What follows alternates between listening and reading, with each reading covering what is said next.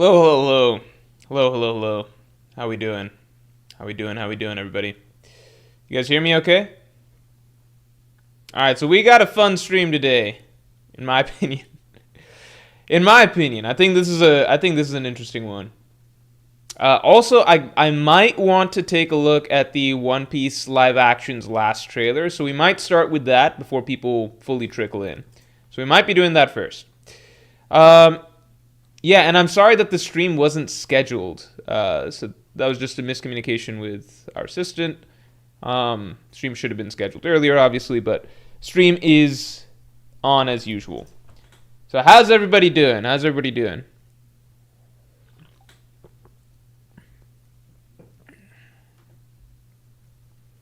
On time or late? It's on time.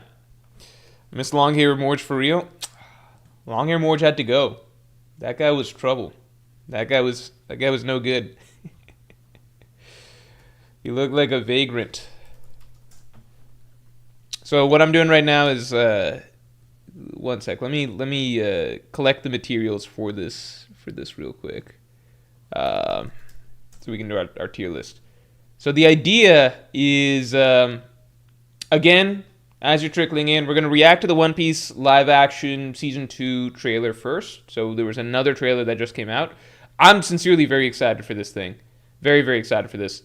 Um, I think so there was a teaser that came out recently that I thought was really good. And I'm guessing that this one will be even better. So I think season 2 is going to be very strong. I think season 2 is going to be very strong. And yeah, after that, we're going to be doing our zone design tier lists. And the way it's going to work is this, all right? So generally speaking, we're going to be rating hybrid Zoan designs, all right? Hybrid Zoan designs. Yeah, we're going to be rating some hybrid Zoan designs. And specifically for mythical Zoans and mythical Zoans only, we're going to be doing their hybrid and their normal Zoan forms. So if I did the normal Zoan forms for each one, it would be stupid. It'd be like, okay, well, this is just Oda drawing like a leopard, you know? So for everybody else, we're just going to be doing, yeah, I think maybe ancient Zoans we could consider doing their full Zoan form as well. We could consider that. Kaku's a giraffe, you know? Like, what's the point of rating their full Zoan form? It's the hybrid form that's unique. But for the mythical Zoans, we're going to be doing both. So hybrid and their normal. And then Chopper is going to be our big exception. Yeah. Chopper is going to be our big exception. Yeah, I'm gonna react to the trailer. I'm gonna react to the trailer. I'm very excited for the trailer. Yeah, so I'm thinking that. So it's funny you mentioned Jack Jordan Vance because that is the character I was thinking of as the exception to the rule. Because I was like, well, Jack looks cooler in his just pure Zoan form. He looks cool in his pure Zoan form, and I would argue Queen also. I think Queen also looks cooler in his pure Zoan form. King, I don't know if we ever get like a true hybrid form or not. Are you factoring the design of the fruits themselves too? No, no, no, no. Just the transformations. Also, let's get the stream likes up to 50 real quick. Let's get the stream likes up to 50. Yeah, still collecting some of these. 1 second. 1 second. Yeah, and then we'll do our reaction. Oh, and awaken forms, right? So awaken forms. I think anything that has like a special form. So for example, Lucci has he's got 3 things, right? He's got his hybrid, he's got his semi kick on form, however you say that, and then he's got his awaken form post time skip. So we're gonna do all of those. The hell? Kaku doesn't have a simple, easy design to grab. Oh, okay, no, never mind. Kaku giraffe hybrid. Let's see. Yeah. Here we go now. All right, we've almost got everything we need. Yeah,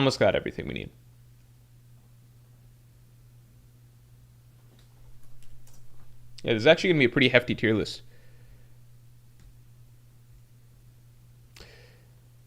Tapio says, also, do I get mod? Yeah, for sure. Here you go. Congrats to Taptio for winning last week's chapter predictions, along with Crow Stray God. So Crow Stray God, if you're here, go ahead and show yourself as well. Thomas Teapot is the best design. Is Luffy, Zoan, and hybrid or full? We're going to go with Gear 5 being a hybrid form, and we're just going to leave alone Luffy's normal design. I don't consider his normal design to be a Zoan design, personally.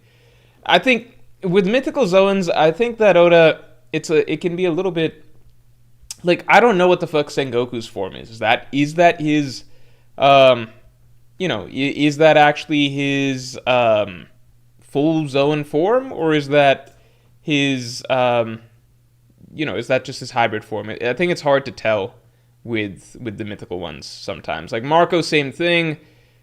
He has the unique ability to like just keep his normal appearance, but he has a look that like he has flames and everything coming out of him, so that's kind of unique.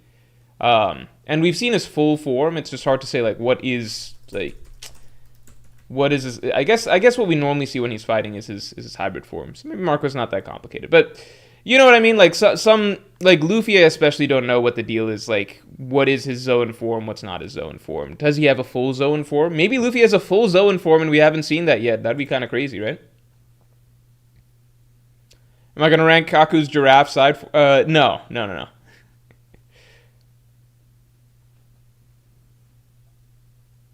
Honestly, just mad that a top 3 lore fruit is just a random Norse monster. Yeah, I think it's just Oda likes that monster specifically, so he's like, you know what, in One Piece, this is going to be a big deal. Like, in One Piece specifically, the Nidhogg is going to be, just crazy important. Because I think even in Norse mythology itself, the Nidhogg's not, like, the most important fruit. I'm not super versed in Norse mythology. Not going to lie, I think the MCU did a lot to spread Norse mythology, because I'd say the popular one before the MCU really kind of blew up, Greek mythology was probably the most popular. And I'd say Greek mythology is probably still the most popular and known of general mythologies today, at least in the West. But I would say Norse mythology really got a bump with like, because now people know Thor, people know Odin. I mean, everyone knew Thor. Thor was the one everyone knew, and I think people knew Loki as well. To some degree. I think Loki was probably a popular, decently known Norse god. But I'd say like the big ones, that also matter, like Odin, stuff like that came about later. I think thanks in part to the MCU. So spreading cultural awareness. Oh my god. I completely forgot about some of these. Some of these we're going to skip. We're going to skip the bug ones. I guess we could do the bug ones. Why not? Also, the wiki is saying that Tamago has a Zoan fruit. I didn't realize that Tamago's was a Zoan.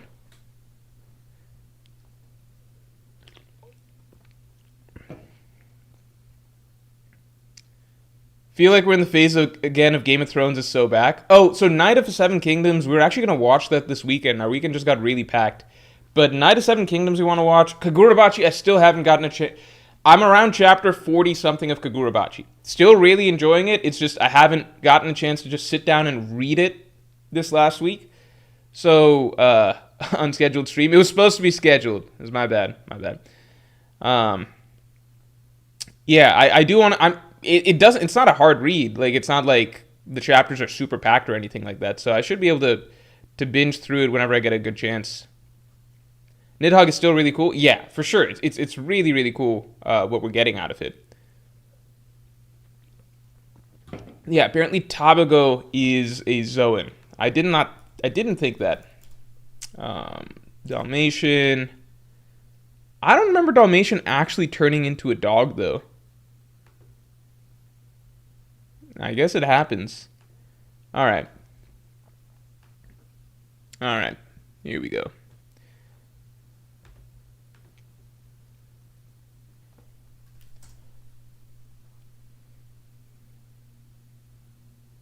How do you like the Rakuzaichi arc? Kyora was a great antagonist.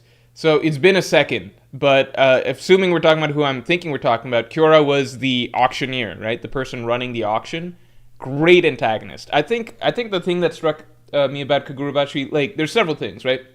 One, I like the main character now. Like the main character, I think that's a big draw for me.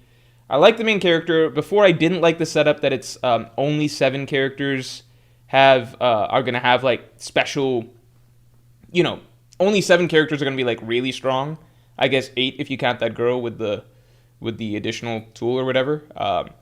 But I think now I'm fine with that. Now I'm fine with that because I like the main character. I still get I'm okay with the other characters not being as effective as him. So a lot of times that comes down to how much do you like the main character. So like a little bit solo leveling vibes in the sense of I see similarities between the main character of this and solo leveling, just not quite the same. In the sense that it seems like a lot of the supporting cast is not going to be as effective in combat, but unlike solo leveling, it seems like the author's still going to have a good way to incorporate them. Action is awesome. Fights are great. Really, really great. Good blend of good visual spreads and, strategy, thought, etc. And 2 great first arc villains. Like, the first villain was solid for a first arc villain, which is usually not the case. Usually you're dealing with someone like, Axan Morgan or some shit like that, right? Like, first arc villains are often not very good. I thought that was a solid first arc villain. So I would definitely recommend Kagurabachi, like, get through the first, 10, 15 chapters. And then the second arc villain was actually a very good villain.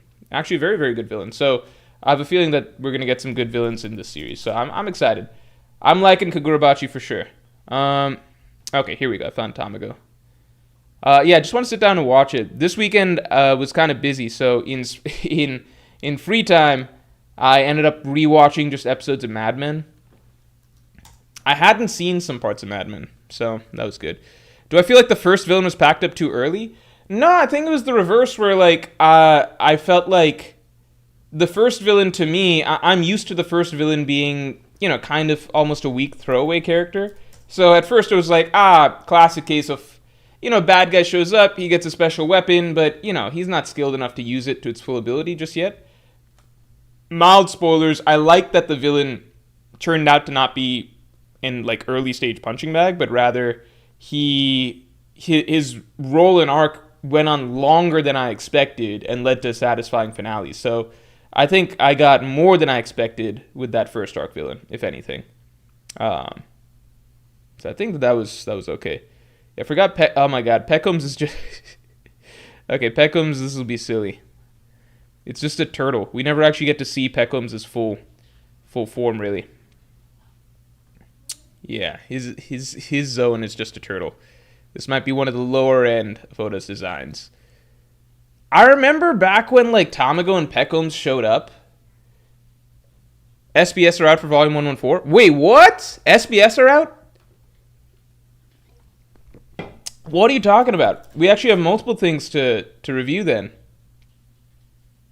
Oh my god. Okay, time out. Alright, here's what's happening. Here's on the docket. This just turned into a much bigger stream. Alright? Agenda. Shit. Agenda. What the fuck? Why can't I hit enter? Okay, maybe I can't hit enter. Okay. 1. Reacting to live action trailer. 2. 2. Reacting to SBS. 3. No, you know what? We'll do SBS first because I feel like people will post. No, we'll do SBS last. Reacting to SBS, and then 3 tier lists. So we got a packed agenda today. Here we go. Shit, that's exciting.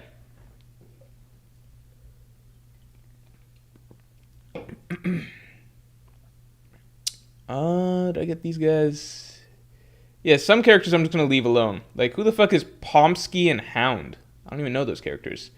One Piece. You know what? I'll finish making this tier list later. Let's get into the live action first. Where are the SBS? Is the SBS complete? No, it's not complete. So we'll let the questions accumulate. Let's do the live action reaction first. Let's take a look at the One Piece live action. Morge, we passed Superman for all-time sales in a lot. Dink per comic sold. We did it. Damn. One Piece surpassed all of those. That's crazy.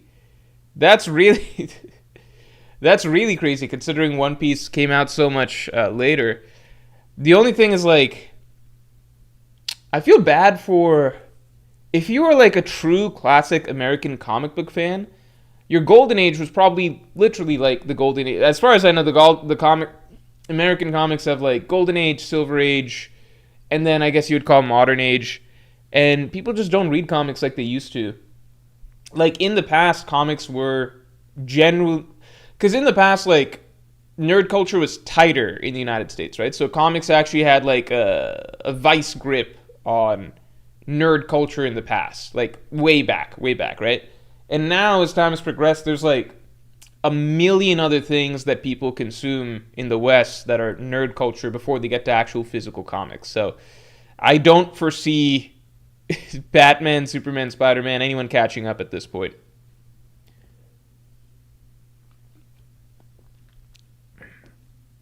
The SPS question Pew dropped was a gigantic nothing burger. We'll get to that. We'll do one thing at a time. Yeah, do we need the... I guess we can do X Drakes, like we can do... For the Ancient Zones and Mythical Zones, I'll give both their hybrid... I'll give all their transformations for Ancient Zones and Mythical Zones. Because I think X Drake has a pretty sick transformation, actually. Yeah, I think... You know what? Here's what I'm noticing as I'm going through these. I think that when it comes to the Ancient Zoans, I think that Oda actually did a better job with their, with their normal form designs. And then I feel like the hybrid forms look a little janky to me. I think their hybrid forms look a little bit janky. I think with Mythical Zoans, Oda's back on... Like, normal Zoans, for sure, it's their hybrid form that's better, you know? Like, Lucci's hybrid form is going to look better than just a fucking... just a fucking leopard, right? I think for Ancient Zoans... I don't think a lot of the Ancient Zoan hybrid transformations are good, but I think they look actually more menacing in their full zone transformations. And then with Mythical Zoans, I think you can call it either way. You know, like, Kaido looks badass as a hybrid. Kaido looks badass as, he looks badass both ways, right? Kaido looks badass in hybrid. He looks badass in full zone. Yamato looks cool in hybrid, obviously, but her full zone form is also good. So yeah, a little bit of mix and match. And then you got Chopper, who's just... Nobody's really like that guy.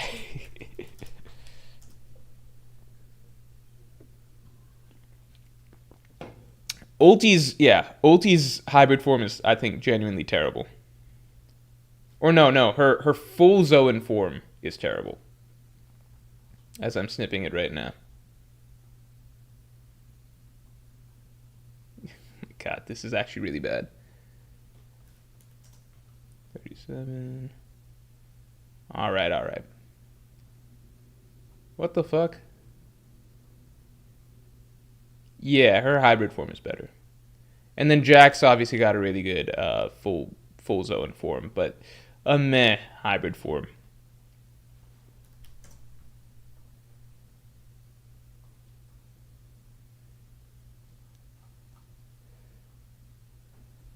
Julian Reed, thanks for the 5. I just realized since Luffy killed Sommers and the vines came undone on the children, the first page of Sanji freeing Robin was basically pointless.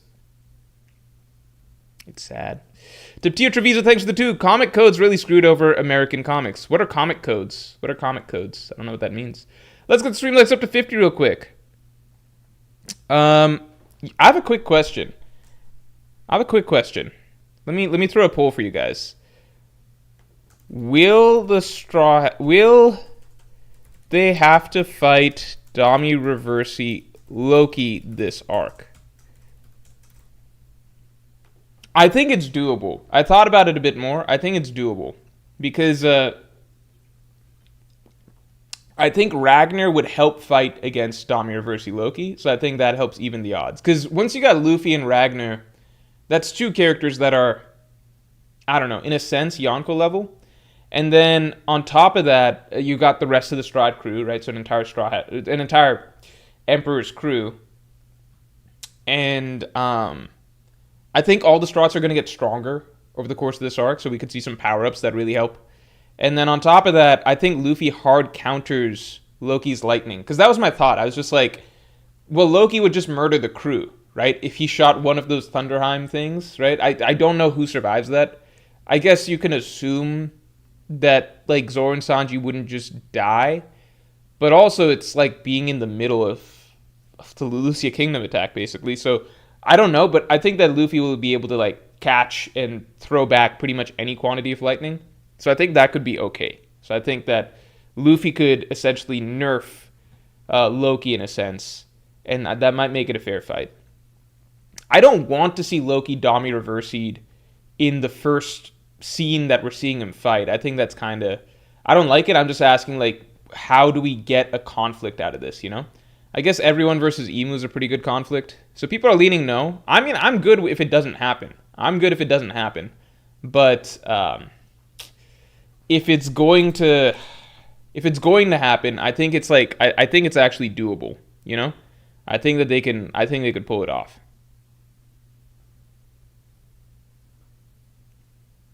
And I would also add that I think the ace in the hole might be fucking Jarl. As funny as that sounds. If they turned Jarl back to... If they're able to force Jarl to, if Bonnie could turn Jarl back, I think it's doable. I think the whole fight's doable. It's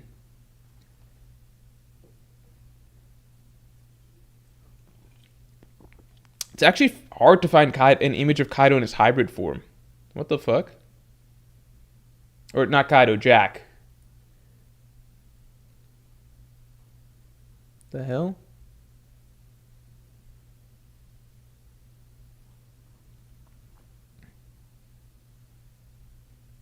Comic codes of 1954, censorship era of Puritans. Is that why comics died? I don't know if that's why comics died. Even Usopp, a cat took out Usopp this arc. So again, my argument is basically like, if all of you take Ragnar away, right? I think Ragnar will be on the Strahd side, and then two. If all of Loki's ranged attacks, so his lightning, if Luffy's just playing defense and, like, deflecting all of Loki's lightning, all right, stick with me here. If Luffy's playing defense, deflecting all of Loki's lightning, then I think that there is a chance that, you know, the Straw Hats who are, you know, equipped to fight, to, like, try and come in and do attacks up close, like Zoro and Sanji, they can do that, and then Usopp can be part of the ranged group that does ranged things, I guess, you know. I think that maybe the fight could go that way. Who knows? I don't know if realistically that's going to be a possibility though. Like, it's not like Oars, where with Oars Loki can fly and shit, you know. It's not the same as Oars. It feels like it'd be a lot harder than dealing with Oars, in my opinion. Let's see. All right, you guys want to do the reaction? Let's do the reaction. All right, we're going to do One Piece Live Action Season 2. One Piece Season 2 trailer. So there's been several trailers. I swear a new one just came out. Yeah, here we go. Okay. Here we go. I'm excited to see this. Very excited to see this. Let's play it with face cam. Is this all good? Yeah, this should be all good. Let me make sure desktop audio is muted for you guys. All right. Yeah, let's check it out. All right, everybody. We're watching the One Piece live action trailer for Season 2, or the One Piece trailer for live action Season 2. All right. Oh, it's starting with the Whiskey Peak encounter.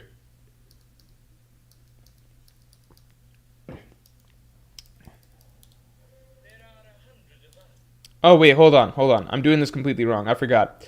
I forgot. We got to do this totally different. Because I might have just gotten the stream in trouble. Sorry, give me a second here. So we got to do what, like.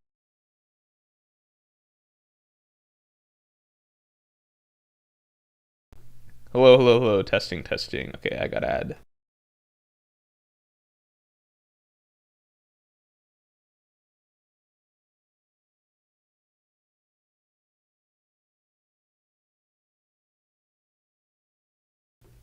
Testing, testing, 1, 2, 3, 1, 2, 3. Okay.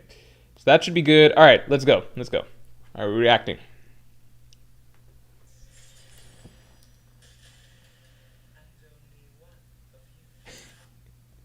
I don't even remember that guy. Mr. 3. No, it's Mr. 9, right? Duh.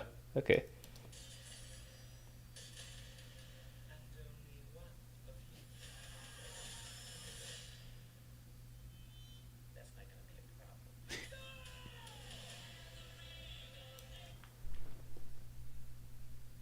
Desktop audio is muted. You guys can hear me. Yeah, yeah. Okay, we should be all good. Whenever Mord starts messing with the tech, I clench. That is a fair reaction.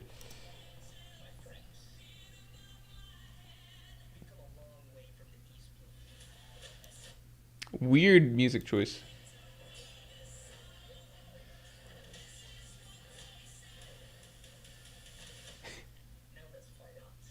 Even Usopp knocking someone out with a slingshot there. Ooh, I like the set for Little Garden. This looks huge. I mean, obviously it's not a real set, but like the vibe they give for Little Garden is that it's a really huge island. It feels bigger than even in the manga. Oh, good shot of the. I think this.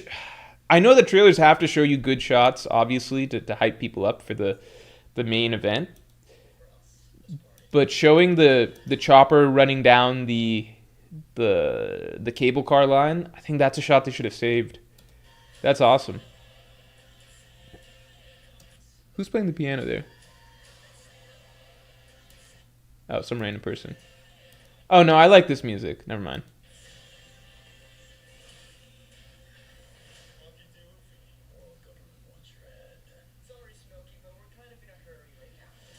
Ooh, glimpse of Smoker versus Luffy.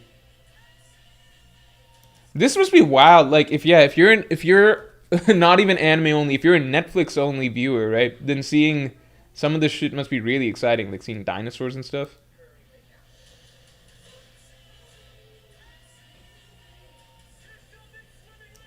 Wait a sec. This is a very expressive dinosaur that they have here. I don't know if you guys are looking, but it looks like it's a very human looking face. From what I remember, the dinosaur's head gets chopped off by either Dory or Broggy. I wonder if they're gonna do that in this. Laboon. This is cool. I can't believe the timing of this that the live action gang are going to get to experience Dory and Brogy at the same time as we're getting Dory and Brogy in the main event or in the manga.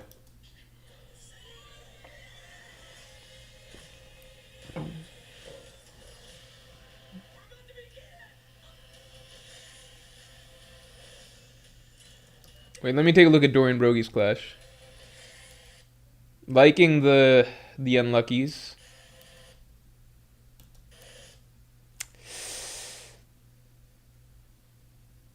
I was liking how they were doing the Giants in the show up till now, but this clash.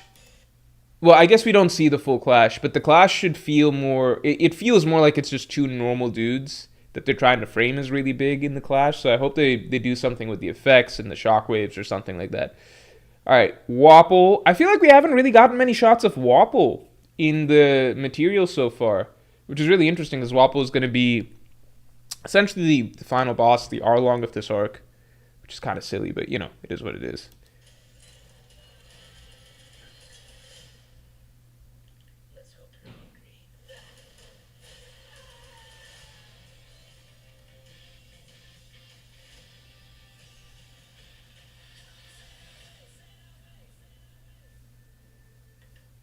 It's cool, yeah. I'm gonna have to set that. It's the 10th, right? So I'm gonna have that day just set aside to binge. I'm very excited. Very, very excited for the season 2 to come out.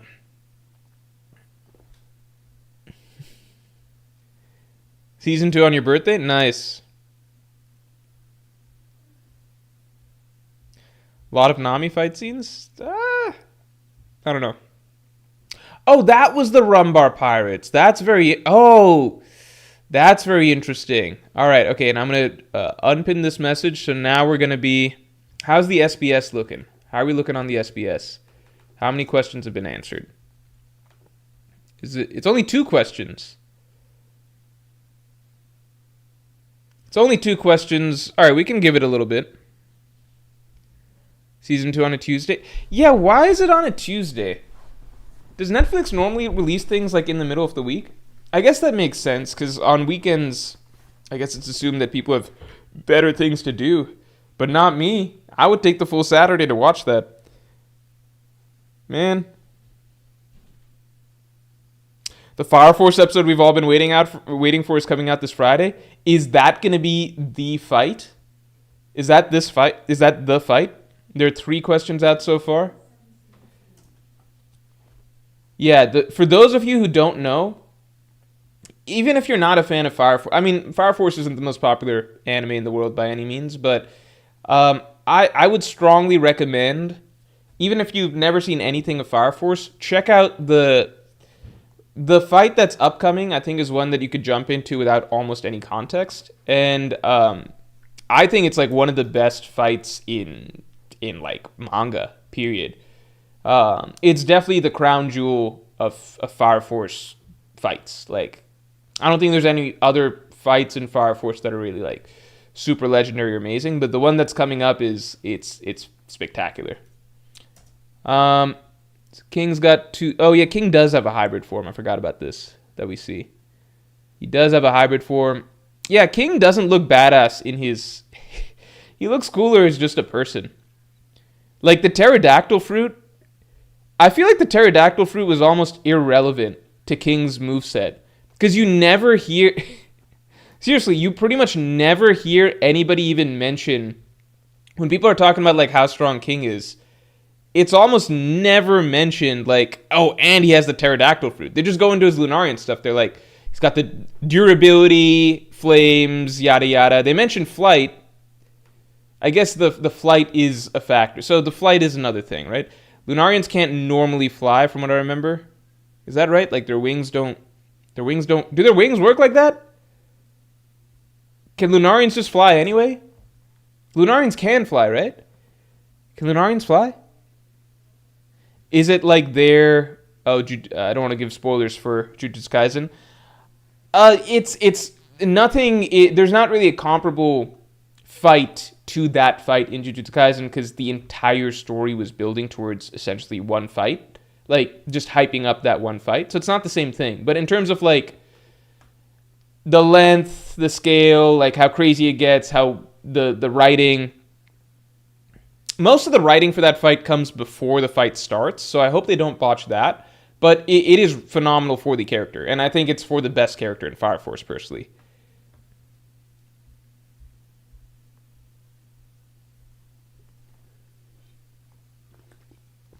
Why the hell wouldn't they be able to fly?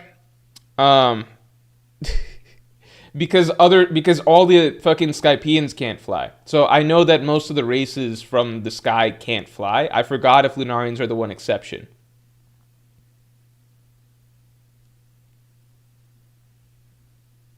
That's not a bad question, because pretty much every other race in One Piece that has wings cannot fly. So I was trying to remember, like, is King always able to fly because does he turn his wings into pterodactyl wings every time or not? I don't think he does.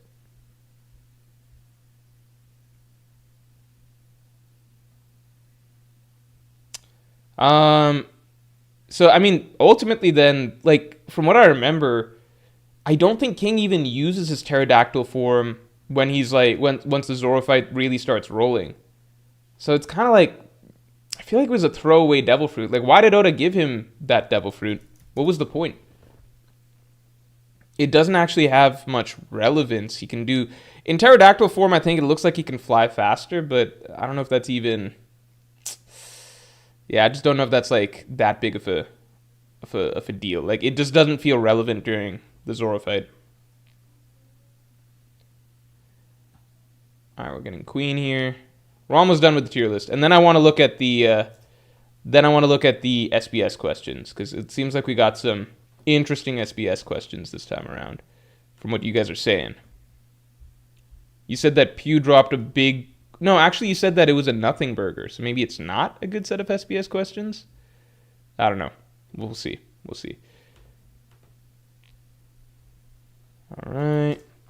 I'm almost done snipping images for this. A Queen. Ah, shit. We got Ulti, Who's Who, and Black Maria.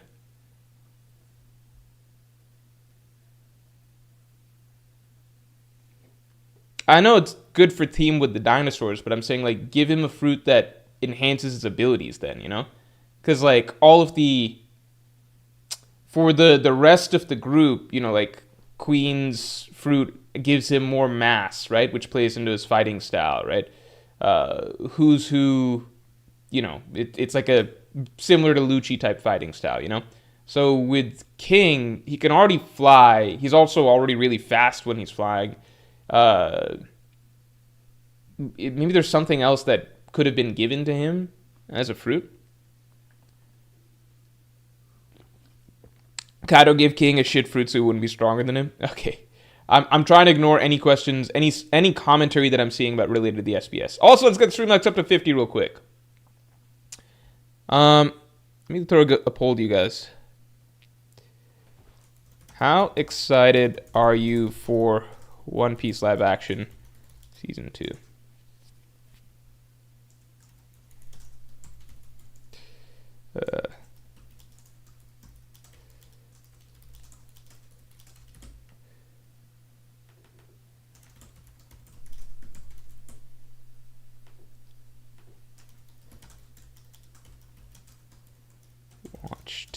It's okay. I watched to.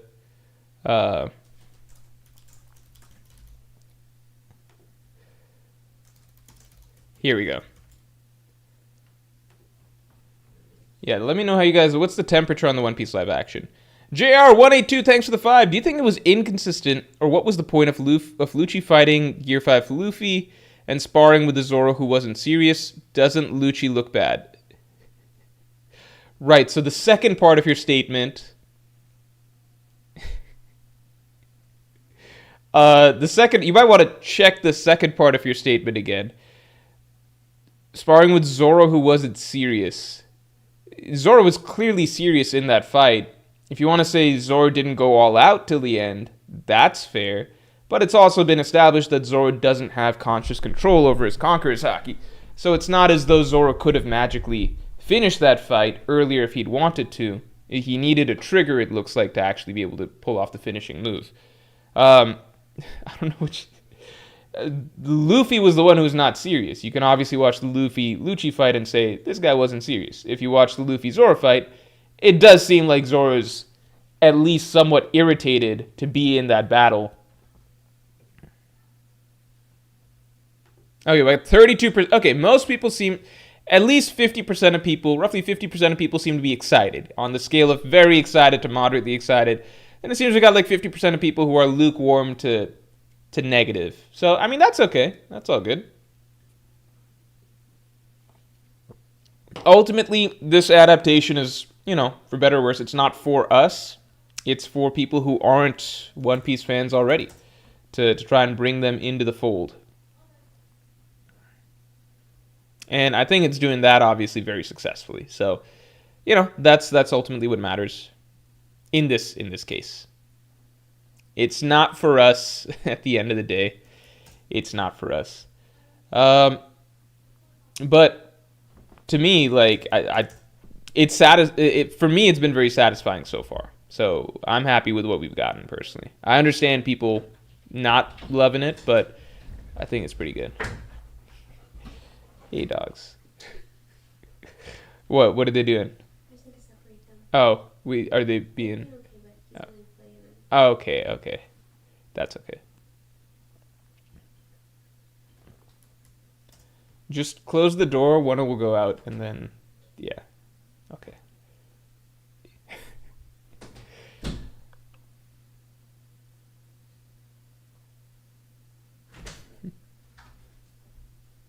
Yeah. All right. I disagree. I think it's for everyone. I think the priority, like in terms of, I think everyone can enjoy it. Like I'm a manga first person, but I still really enjoy the live action. I'm saying in terms of who it was made for. I think it was not made with pleasing One Piece manga fans in mind. I think it was made with it. Like I think the goal was to increase the popularity of. I mean, it was actually explicitly stated to be the goal by Oda himself. He says that this is my chance to make One Piece become like a global phenomenon. You know, so in that sense, yeah, I definitely think that it was technically not made for us, but Oda still wants it to be true to the manga and everything like that. You know. But it wasn't made with it in mind like, this is just something for people who already like One Piece to enjoy. Like, the goal was make something that people who've never heard of One Piece before are going to enjoy. So in that sense, I mean, it's not made for us, you know, like with us in mind as the target audience. So about 50% split. That's fair. Also, let's get Streamlabs up to 50 real quick. What the dogs do in LOL. So they actually fought. They fight. They fight. That happens once in a blue moon. Like they play most of the time. Then once in a blue moon, our two dogs, like something will happen. Like maybe there's a toy, and then one's like getting their personal space or something like that. And then eventually, like it can lead to like actually.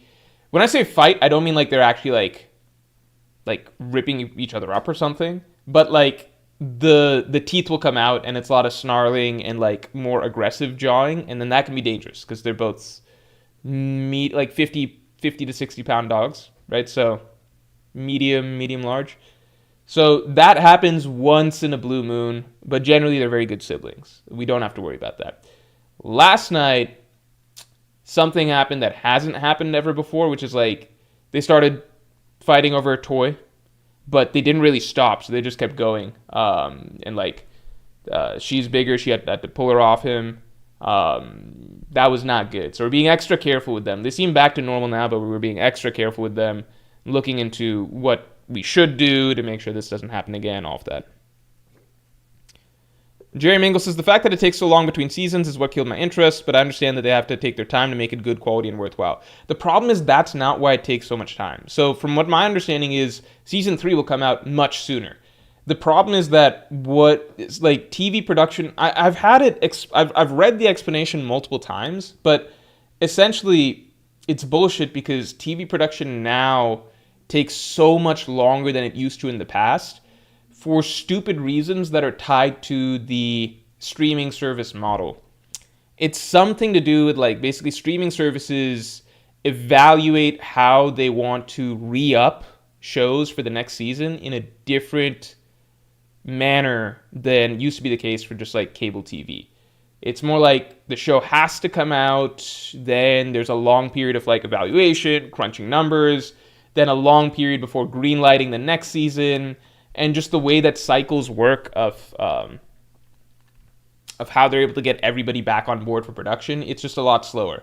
So that's my biggest problem. If it was actually for like, hey, wait, it's because like the quality is going to be so much better, it's going to be worth a 3-year wait. That has literally never happened ever in the history of this new era of TV. There's never been a time where it's like, wow, the 3 years of waiting between seasons actually produced a show that is like 3 times better than if they just waited a year like they used to back in the 2000s and 2010s. I've never been like, wow, they waited 3 years for the next season of like, whatever, House of the Dragon or something to come back, and it was way better than back when Game of Thrones was releasing a season every year, you know? It's not going to be like, oh, the One Piece live action I'm sure will be phenomenal, but it's not going to be like, whoa, you waited 3 years for the next season to come out. This is the best show ever. Shows that came out once a year cannot compete with this. No, like the best TV shows, like I would view it as the golden era of television. They're dropping shows every fucking year.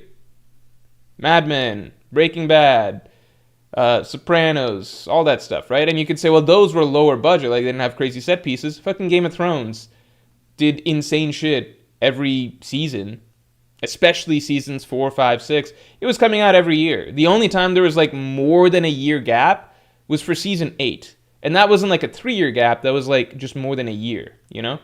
I think people are fine if it's like 1 to 2 years gap, but 3-year gaps, sometimes 4-year gaps, that's like the norm. Like minimum 2-3 year gaps is the norm nowadays, and the shows are not better today than they were back then, you know?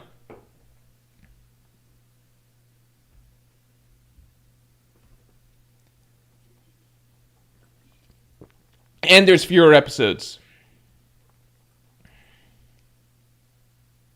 There's just fewer episodes.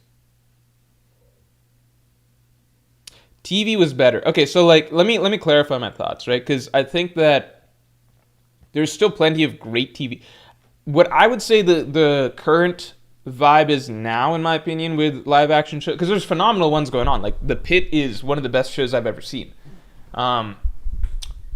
The Pit is great. I still like shows like Fallout. Fallout was good. Last of Us, really good. At least the first season I thought was really good. I didn't really like the second season personally.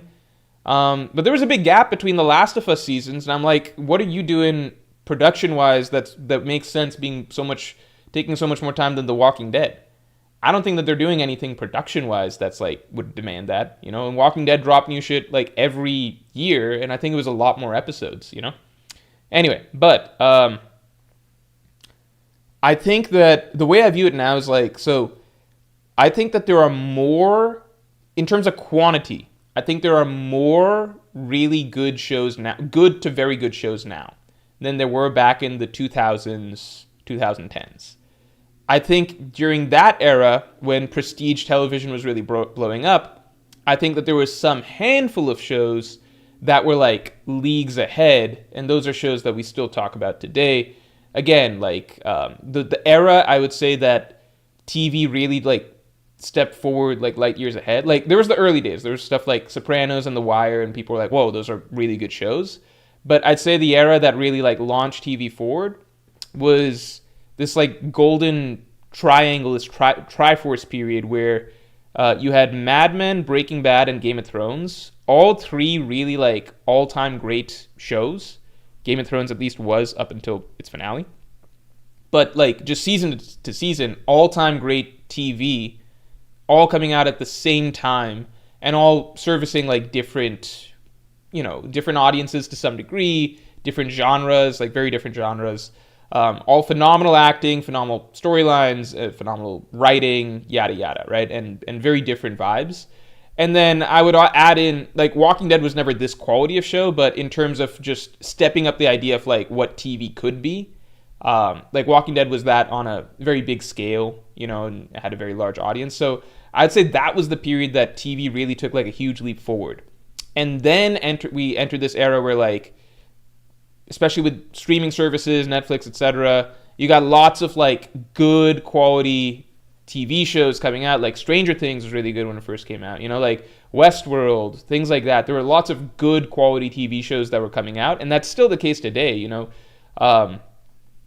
Like stuff like Wednesday's a random show that's like a good ass show. It's a very enjoyable show.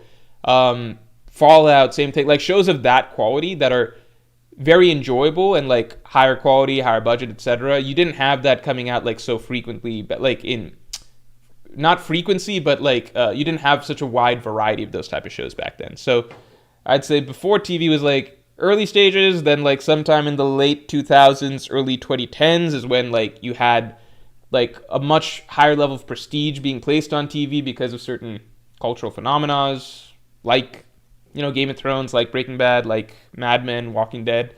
And then we entered this era where you've got a lot of, I would say, 4 out of 5, like 4 stars out of 5 TV shows that are very good, that I look forward to, but they don't justify the crazy amount of wait that you have to have between seasons and stuff.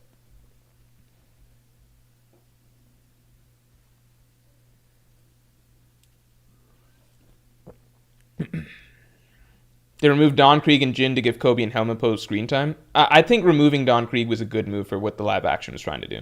I think it was not the best for Sanji's character arc, but it was a good move for what the live action was trying to.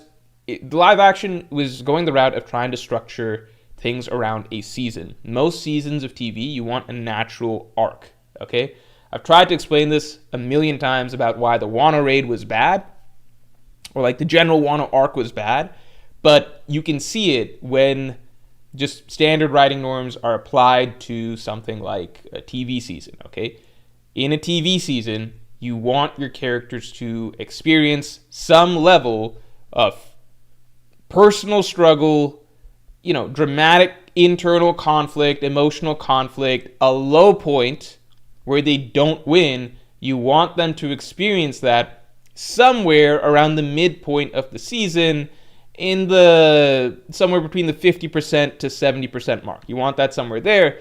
That gives us good emotional, dramatic foundation to work back upwards from to a satisfying conclusion, okay? So, in East Blue, because Oda's version of East Blue is very much, he follows that story template, but he applies it arc by arc by arc, right? So, Orangetown, Syrup Village, Baratier, Arlong Park, these are all their own individual little storylines, right? For TV, you're trying to do this across a full season, so you're making it more cohesive. I explained this in my One Piece live action review, but for the sake of making it more of a continuous story, right? You need the heroes to not get like a satisfying victory or beatdown over the villain at some point. Don Krieg was a very removable villain because the Baratier arc in the One Piece East Blue saga is the roughest that the Straw Hats have it. Partway through Arlong Park is the real roughest, but like for the entirety of the East Blue saga, Baratier is essentially where, things go a little bit wrong. Like Nami leaves the crew. She ditches the whole crew, right? That's throwing the crew into turmoil. Mihawk shows up and fucks up Zoro, right? So that's emotional turmoil. They still beat up Don Krieg at the end, and that's good, and everybody's patting each other on the back, but like it sets up a bit more of a dramatic storyline heading into Arlong Park, because it's like we did have some actual setbacks this storyline, right?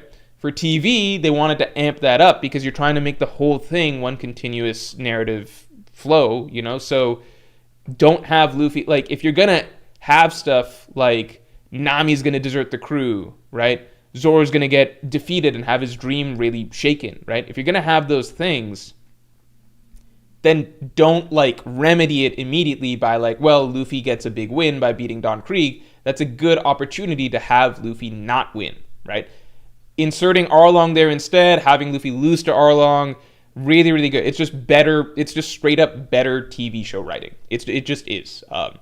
One Piece fans will cry about it because it's like, it's not like this in the manga. But from a TV perspective, that's what you want. Like if you're a fucking blind viewer watching this stuff, right? If you're a blind viewer watching this series of events, just a normal TV person, don't know anything about One Piece, you would probably be like, another arc where like another villain of the week shows up and Luffy just beats his ass by the end. No, it's much better writing to actually have, okay, this whole Arlong storyline coming full circle, Zoro losing to Mihawk, oh my god, this is dramatic, and now Luffy gets fucked up by Arlong, right? Oh my god. Drama. Good shit. That's better writing. The sacrifice to Sanji's storyline is where the issue is, but as long as they rectify that as the story moves forward, that's okay. Why do I say it hurts Sanji's character? I think Sanji had really good shit when it came to the whole... I think the Don Krieg fight did a lot for him in establishing his resolve, his morals, like Sanji basically having to take a big beating from Pearl because he's being stoic and like protecting the Baratier. There's good shit for him. I think there's good shit for him.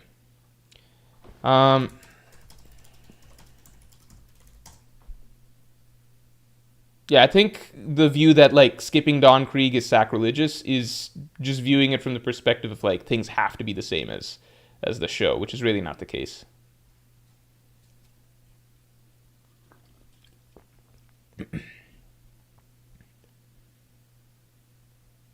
Yeah, like actually I'm just scanning. If you look at I really think it's a manga reader only complaint, because if you look at the IMDb, right? If we take a look at how people, you can view this as more of like a broad public perception thing, right? The highest rated episodes are basically from Baratier onwards. So actually, this episode where they reach Baratier, that's like a lot of. It seems like that's like a lot of people's favorite episode in the season. And then from then on, like the rest of the highest rated, all the highest rated episodes are basically from Baratier onwards.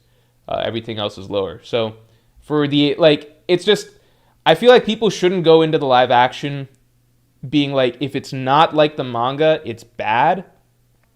I feel like the perspective should be more so like, if they are making changes from the manga, are those changes improving the storyline? Not just like, oh, this is missing, therefore it's bad, right? It's like, did they have a valid reason to change it? 100%. Like, for the average reader, or for the average viewer who knows nothing about what it's supposed to be like in the manga, they're not missing Don Krieg. The drama that's generated by having this be an arc of loss for the Straw Hats overall is significantly better than having Don Krieg.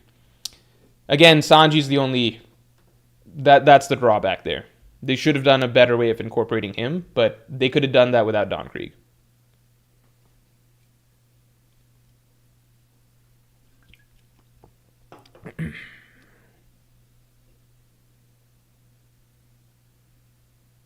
More, is Usopp going to wield Ragnar because his OG, his lies that come true? So I would say this. I would say that if, and only if, Loki gets Dami reversied. Oh, sorry, I got to respond to this super. If Loki gets Dami reversied, then I could see, because Ragnar's not going to help Loki if he's Dami reversied. Ragnar's not like, I think Ragnar... headcanon technically, but I imagine that Ragnar takes into account, like, is this person a shitty person when he's serving his master, right? So I think if Loki suddenly gets taken over by Emu and Loki's being evil and everything, I imagine Ragnar wouldn't just be like, squeak, squeak, like, I'm just going to side with you to help kill all of these fucking Straw Hats or whatever, and all of the Giants of Elbaf. So if Ragnar's to pick a different person, maybe it'll be fucking Usopp. There's mechanisms for that to happen. Ragnar, if you need Ragnar to be smaller, there's literally a plot device was planted earlier in the arc. That owl dude who can... The owl can only change sizes. I wonder if the owl can change sizes both ways. Probably can't. Maybe... I don't know. But, yeah, if Ragnar is to have a different master, maybe, like, temporarily, maybe we could go to Usopp. Random guy, thanks for the 5. Emu didn't seem aware of Loki's fruit. That could explain his low bounty. He might get a new one after this arc. Yeah, it's interesting, though, because it's stated that Loki rampaged through the seas, though, for those years. So I'm just really curious, what was he actually doing during that time? Because we're told he rampaged through the seas. Sorry. Okay, so timeline is Loki initially says... Hold on. Here we go. Let's pull this out. Let's pull out the old Microsoft Paint to understand what's going on. All right. So, 1 second. Okay. Here's what we're told. All right. Here's a little timeline. All right. Here's a little timeline. Okay. So essentially, what happens is here. Right? Okay. Loki leaves Elbaf, says he's gonna fuck up the world government, right? So that's number 1. He does that. That's like 14 years ago. Right? Yeah, 14 years ago.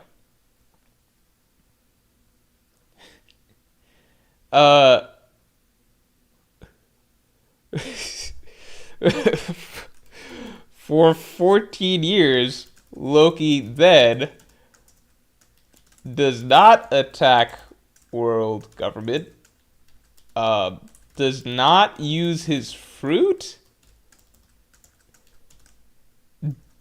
rampages at sea, so attacks islands for no reason.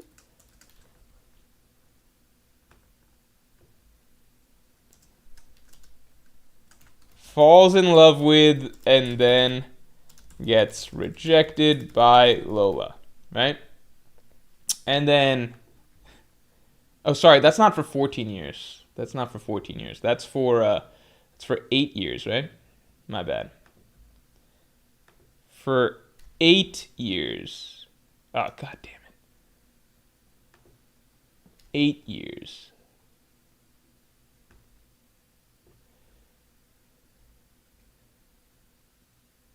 Okay.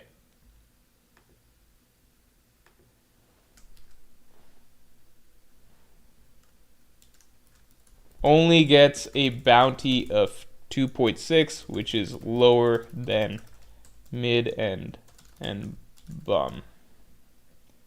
Right? So that's kind of bizarre. That's kind of bizarre. And then finally, yeah, and then 6 years ago, right, 6 years ago,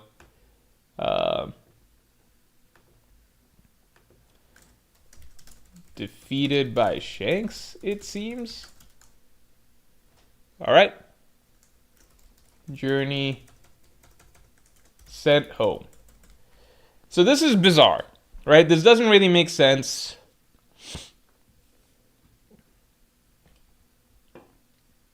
His goals and his stated goals do not line up with what he actually did for 8 years. And the lack of use of his fruit is just bizarre. He tried to set up the world's biggest bachelorette. Yeah, I don't know. I don't know what he was up to.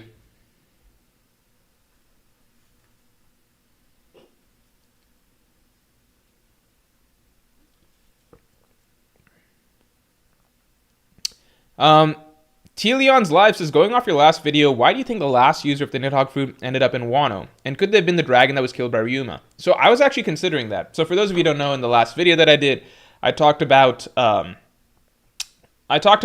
it's just very likely that Onigashima, it just doesn't make, like, ancient giants can't grow that big, as far as we know. As far as we know, ancient giants don't normally grow that big. Maybe it was a user of San Juan Wolf's fruit. For all we know, maybe that's possible. But even San Juan Wolf's fruit wouldn't get that big, right? Because San Juan Wolf was already a giant. So even he's not that big, right? An ancient giant getting that fruit and then scaling up, it wouldn't be, the skull wouldn't be Onigashima's size, right? Even if it's a few times bigger than San Juan Wolf, it's just not that big, right? So it's the Nidhogg fruit that seems like it would grow to that size. And we don't know the mechanisms of what happens when a Zoan dies. What does the final, what's the corpse that's left behind look like? So with that in mind, I did consider the possibility of Ryuma is famous for killing a dragon. Therefore, is it possible that Ryuma killed, the previous user of the Nidhogg fruit? I thought about that. I think the timelines don't line up. Because Samurai Ryuma, it seems like he's from the third world, right? One Piece Samurai Ryuma, right? As far as I can tell, Wano's Country of Gold era.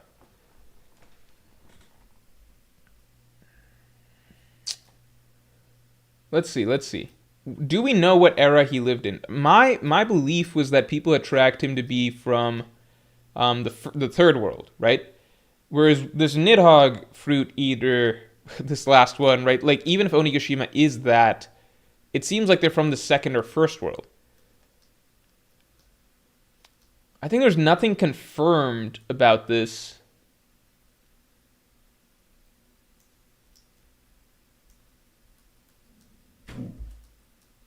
Yeah, I just don't know. I don't know.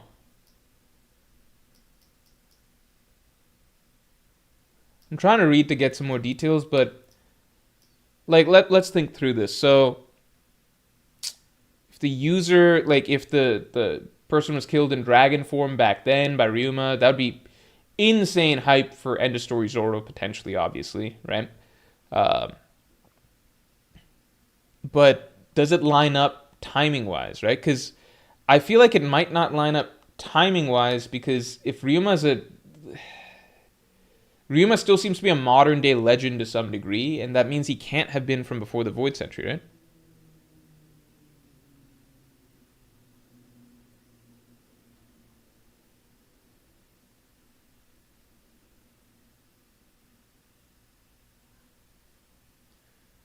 Um, and Crust, thanks for being a Pirate King tier member for 31 months, man. Morge, have you seen the 114 SPS? Any Kagurabachi update? What do you think will be the new cover story? I think we might see what other Vegapunks are up to on Punk Records, maybe running into Mads. All right, so good questions. 1. Is the 114 SPS fully updated? I will react to the full thing once it's fully updated. Right now I'm seeing 6 questions answered. Is that all there was? I feel like there's more. Kagurabachi, again, I had to put it on pause. I will try to binge it someday soon. I really like it. I don't know if you caught the last couple times I've talked about it, but I'm around chapter 40-something. I've completed the auction arc. Think it's got to a great start. I was a little iffy in the first several chapters, but the things that I didn't like are now pretty much all gone. Or not all gone. I guess they've had time to develop into things that I do like. I guess that's probably the better way to say it. I'm excited because it feels like the main juice of the story is about to begin. I might read some tonight. I just haven't had time. Obviously, I've had some time to be able to read in the past week and a half or so. But I feel like I really am liking the story, so I want just like a nice extended period to just be able to sit down and binge. And I've just been busy the last week and a half, so usually if it's like late at night, then I kind of just want to watch something rather than read. But yeah, the series has been really good so far. Next cover story. So I feel like the general pattern is often like the cover stories touch on what we saw from the last arc and just a follow-up to it. So I think the Vegapunk idea is very, very possible. See what the other Vegapunks are up to. Yeah, I think that there's a really good chance for that. Because, like we were in Egghead, and that's when I think we were getting the Yamato cover story, or maybe it was like the start of Elbaf or something. But like, usually it's covering what was going on with the last island. Tom says, Tom, thanks for the 2. We saw Smiley die, if that counts. Smiley is like a little bit weirder. I don't know. And I also think that Oda can be like a little inconsistent with how he writes Zoans in general, because he wants leeway. Like, Luffy's not like any Zoan that we know, Some things function differently. Kaido, for some reason, it's established that even in his normal human form, he still has dragon scales and stuff like that, So, Oda can play it a little loose. Chopper's not really normal by Zoan standards. Tatir Treviso, thanks for the 2. Ryuma only being 400 years old feels strange. Ryuma only being 400 years old feels strange. Is Ryuma 400 years old? Where's that established? One Piece. How many years back Ryuma? Okay, it says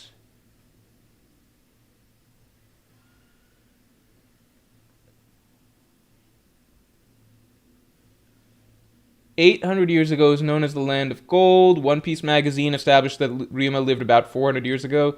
Yeah, so Ryuma can't have killed the dragon if that's true. 8 questions answered.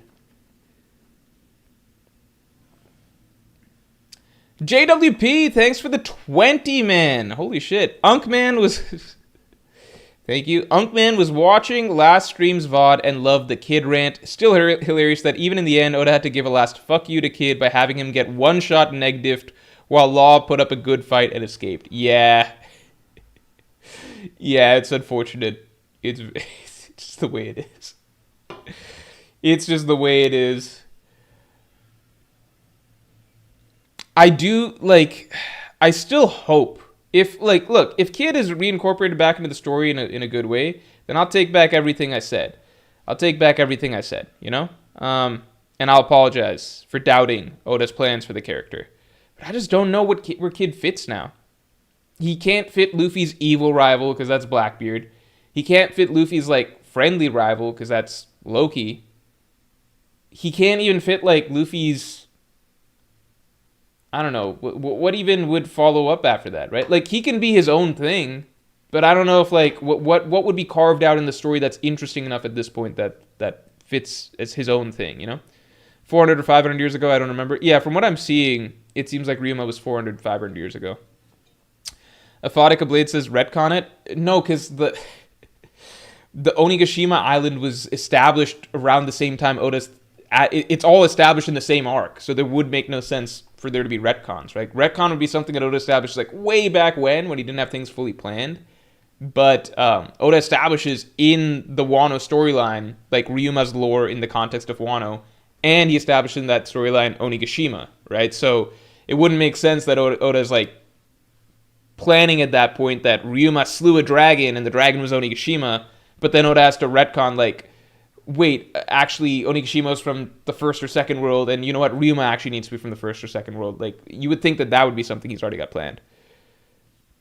Story says centuries ago, but after the void. Yeah, so I think that can't be the previous eater of the Nidhogg fruit, because then that guy was at least first or second world, Hydrogen, thanks for the 1. Tiptio, thanks for the 2. How worried are about Final War being turned into Loki piece? Like, to be completely clear, like, I think I've been consistent on this. I will not mind, even if Loki is elevated to a huge role. I will not mind, as long as it doesn't feel like the Straw Hats are yet again relegated to second-tier characters. I will not mind. That was one of the biggest things with the Law situation. I don't even have a problem with Law, I think, just showing up and being a big thing in the story, but I do have a problem with that when it's like essentially shifts the story from being like Luffy is the main character and the Straw Hats is all the primary supporting characters, right? Really, it was Luffy and the Straw Hats as the main characters, right? Like, that's essentially, it's them, with Luffy being the main character. It switched the story from that to suddenly Law is the main character, Luffy's like his backup supporting character, and the Straw Hats are essentially expendable like background characters. That's what it turned into, and that's what I had a really big issue with. And that is genuinely not even an exaggeration. Not even remotely an exaggeration, because literally once it was the Dressrosa arc, it shifted into literally Oda just removing half the Straw Hats from the story.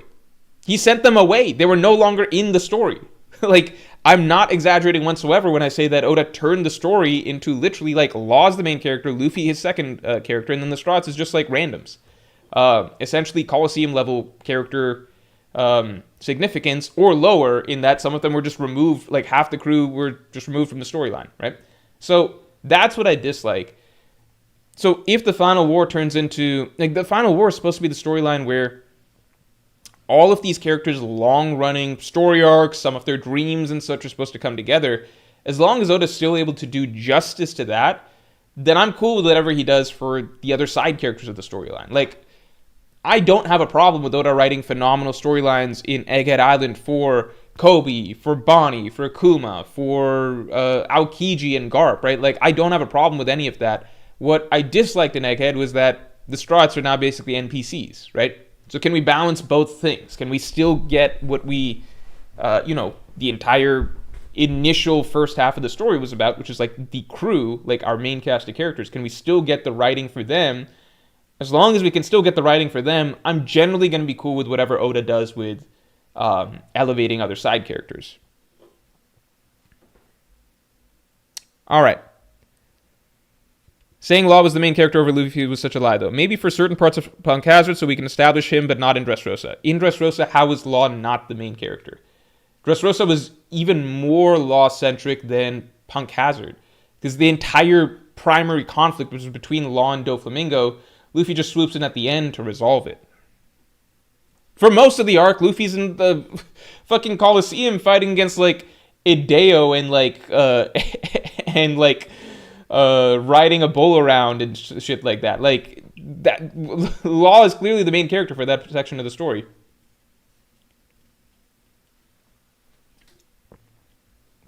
JWP, thanks for the 10. Any updated thoughts on Loki dying or Blackbeard stealing his fruit theory? Or are you fully on the Blackbeard stealing emu fruit train?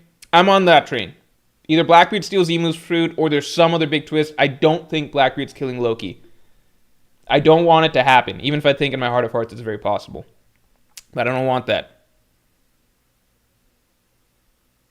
Also, Sanji for Sommers would have been cool if Luffy didn't zero diff him for fun. It's just too many times. Is there any character that's had more... Any character... I was going to qualify it with, like, any character who's, like, a significant subordinate. But I think you can just even go broad. Is there any character in One Piece who has had who has been essentially stomped, low diffed, by 4 separate characters in 25 chapters or less? Right? Because Gabon did him in 1049.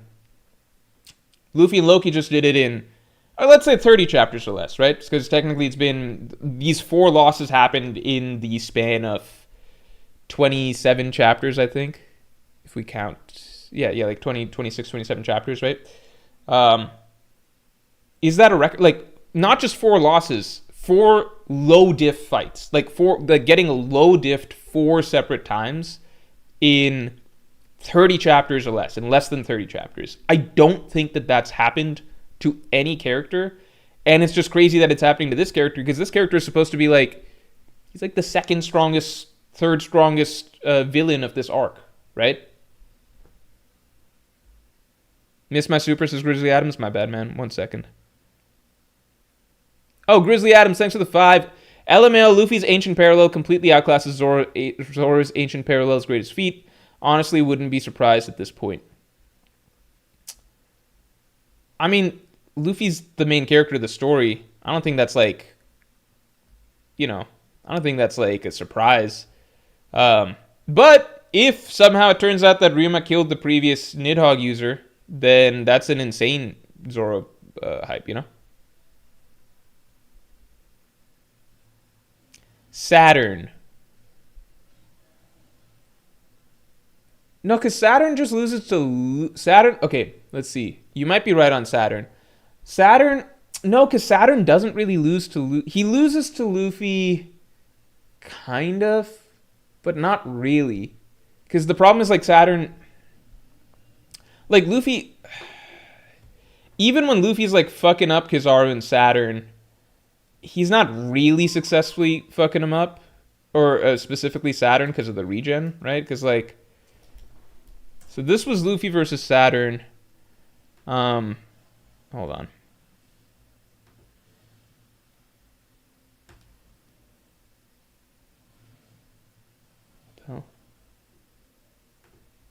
Right, so this was Luffy versus Saturn. Wait,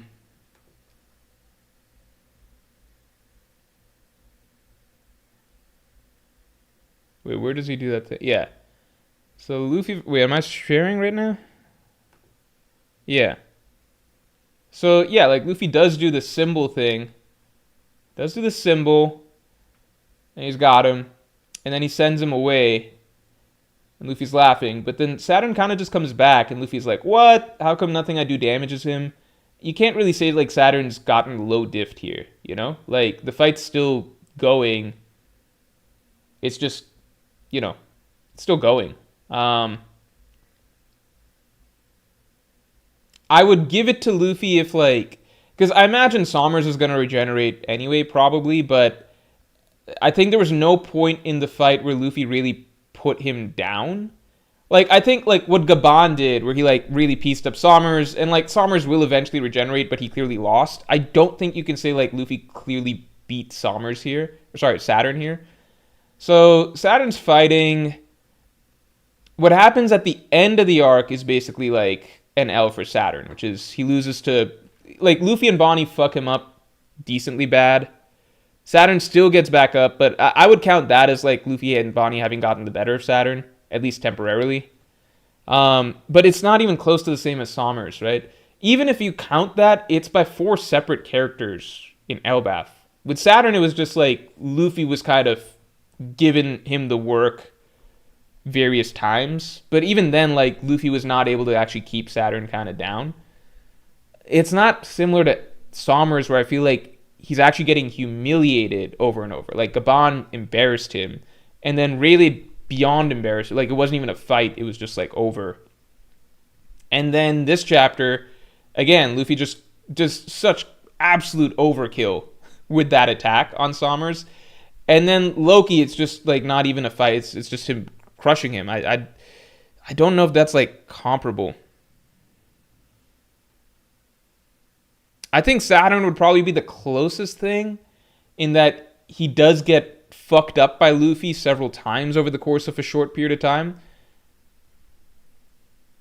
But it's not like... I think there's a big gap between how badly Saturn's getting treated versus Sommers. I don't think there's anything really comparable there.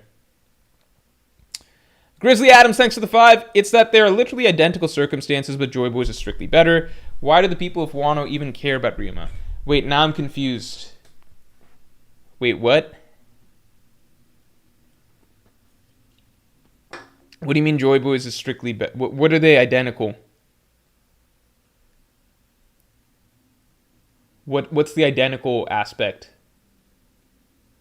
I'm not trying to argue Ryuma over Joy Boy. I'm just saying that, like, with Ryuma, we don't really know that much, right? We just know some really cool feats, like God of the Blade. It's a lot of praise. He slayed a dragon. We don't really know the details of what that means. If it was a Nidhogg user, that's insane. But timeline-wise, I don't think it can be a Nidhogg user. And then, what else? Like, he was terrifying enough that the world government basically stayed away from the land for centuries, right? So that's also really, really big. Powerful NL, thanks for being a Pirate King team member for 34 months, man. Hey, Mr. Morge, would you like Law better if he had joined the crew?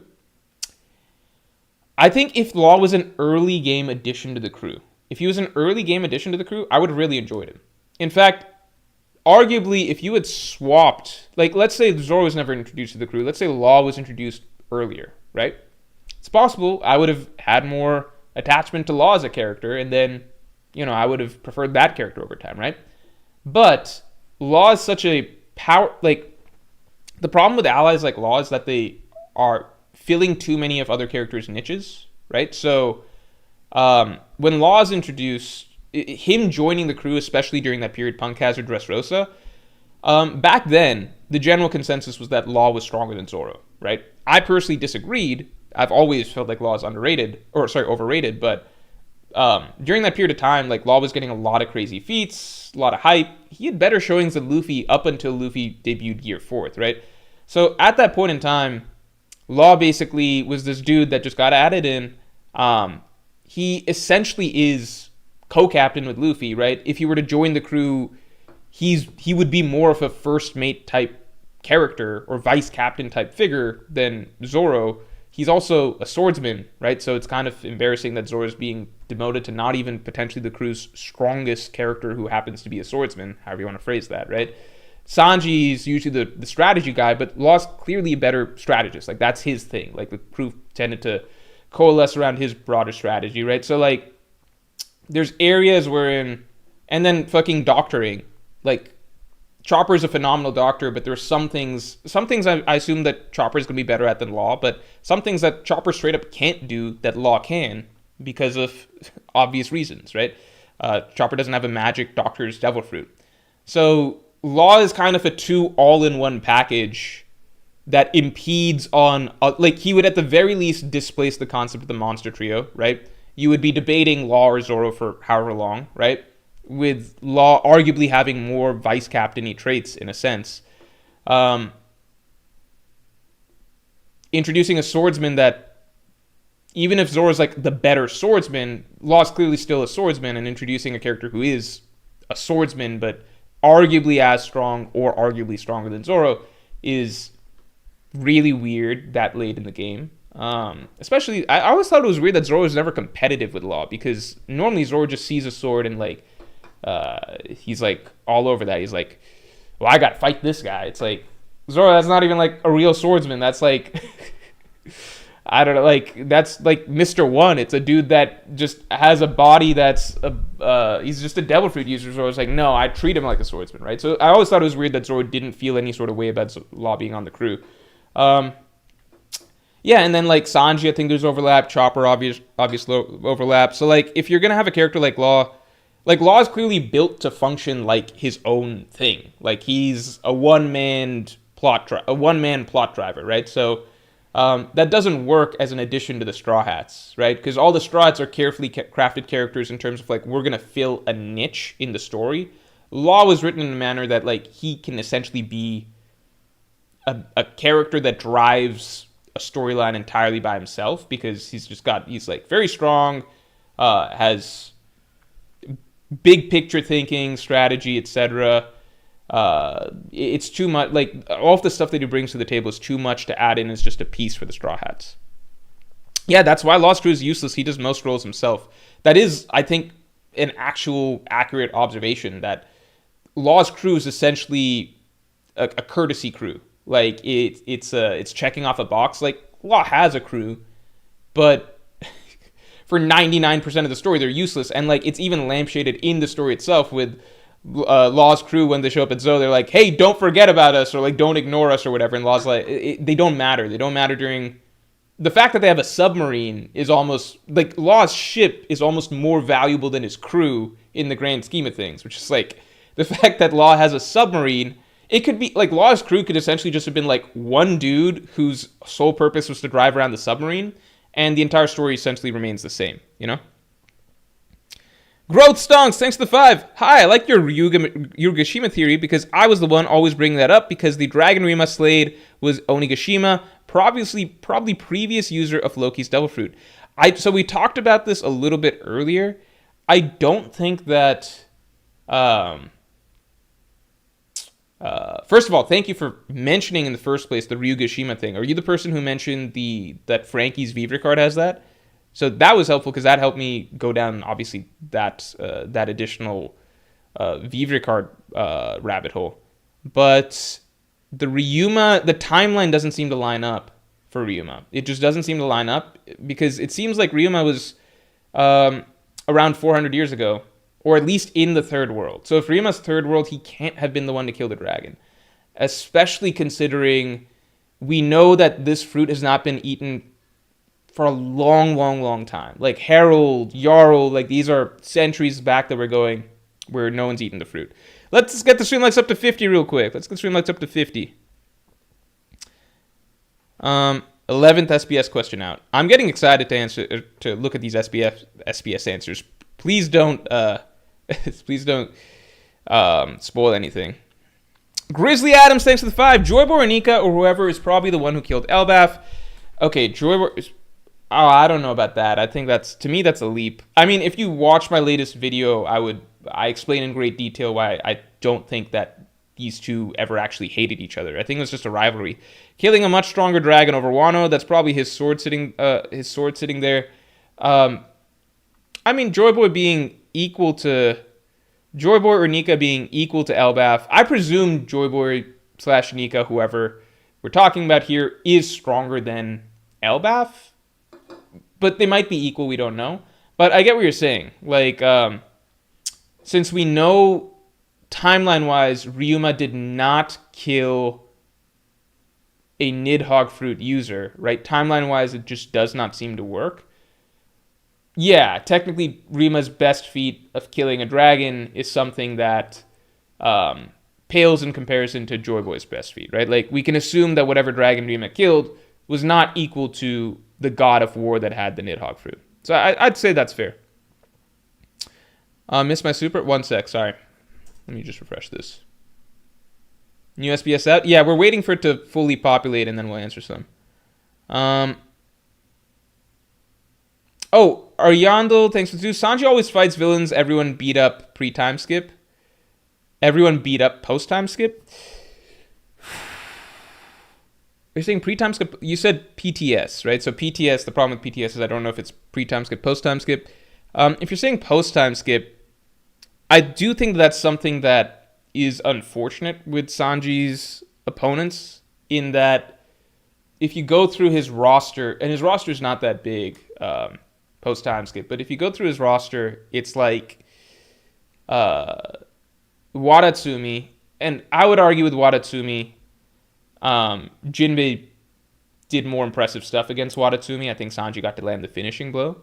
So Wadatsumi, then his opponents are like Virgo, Doflamingo, characters that like other characters fight and do better against, right? Then, or defeat, beat up, whatever. Then in in Whole Cake, his only matchups, like, he gets some scraps with Oven and Daifuku, but again, other characters also get to fuck up Oven and Daifuku. I especially did not like that Sanji had to be saved by like Ichiji and Niji at the very end from Oven. I don't understand why Oda did that, but he did. Sanji fights Page One, but Page One also gets defeated by other characters. Sanji fights Queen. Did Queen lose to anyone earlier? Was it Big Mom? Was there a fight between, like, how did the Queen Big Mom situation? I don't think Queen lost to Big Mom, right? Or Queen kind of got slapped around by Big Mom, let's say that. Queen kind of gets slapped around by Big Mom. Queen also gets slapped around by Marco. Yeah. Sanji gets a good moment against Kizaru, but then, Kizaru is like Kizaru versus Luffy. Yeah, it's just kind of been the way things are. Zoro, like, he's also, like, his opponents don't have a clean record. Like, Marco also, he slapped around King and Queen at the same time, right? Zoro versus Pika. I guess Pika didn't really lose to anybody, but it was, like, Gear 3 Luffy at least stopped Pika beforehand. I don't know. Yeah, we got a new SBS. I'm going to react to it shortly.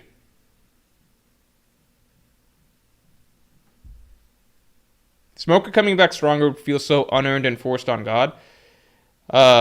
Yeah, he needs, like, because Smoker needs a lot of upgrades to get to even, like, Yonko Commander level. Like, we saw there's a gap between him and even just, like, Doflamingo. And the thing is, Yonko Commander level almost feels too low to be significantly relevant in the Final War. So I don't know. I don't even know what Oda's going to do.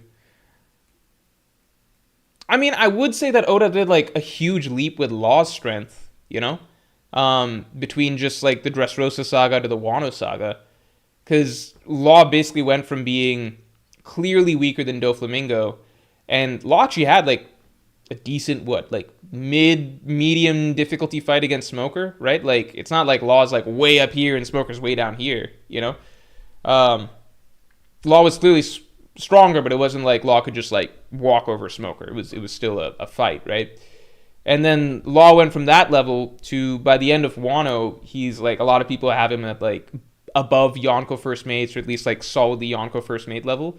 So if Oda wanted, he could do something like that with Smoker. I don't know. Did we begin ranking zone fruits? No, we're almost there. We're almost there. I do want to do the SBS ranking first. What am I missing image-wise? So we got Black Maria. I think I got Who's Who. I think I got... I need Sasaki. Hold on. One piece. Sasaki. No, I think I got Sasaki too. Okay, I just need the mythical Zoans now. So... yeah, we're close to starting the main event. But I do want to do the SBS first. I do feel like SBS first is good. Hold on. There are actually more mythical zones than ancient zones, which I think is interesting. Because, like, ancient zones should be easy to pop out, right? Like, it's just go through the dinosaur list.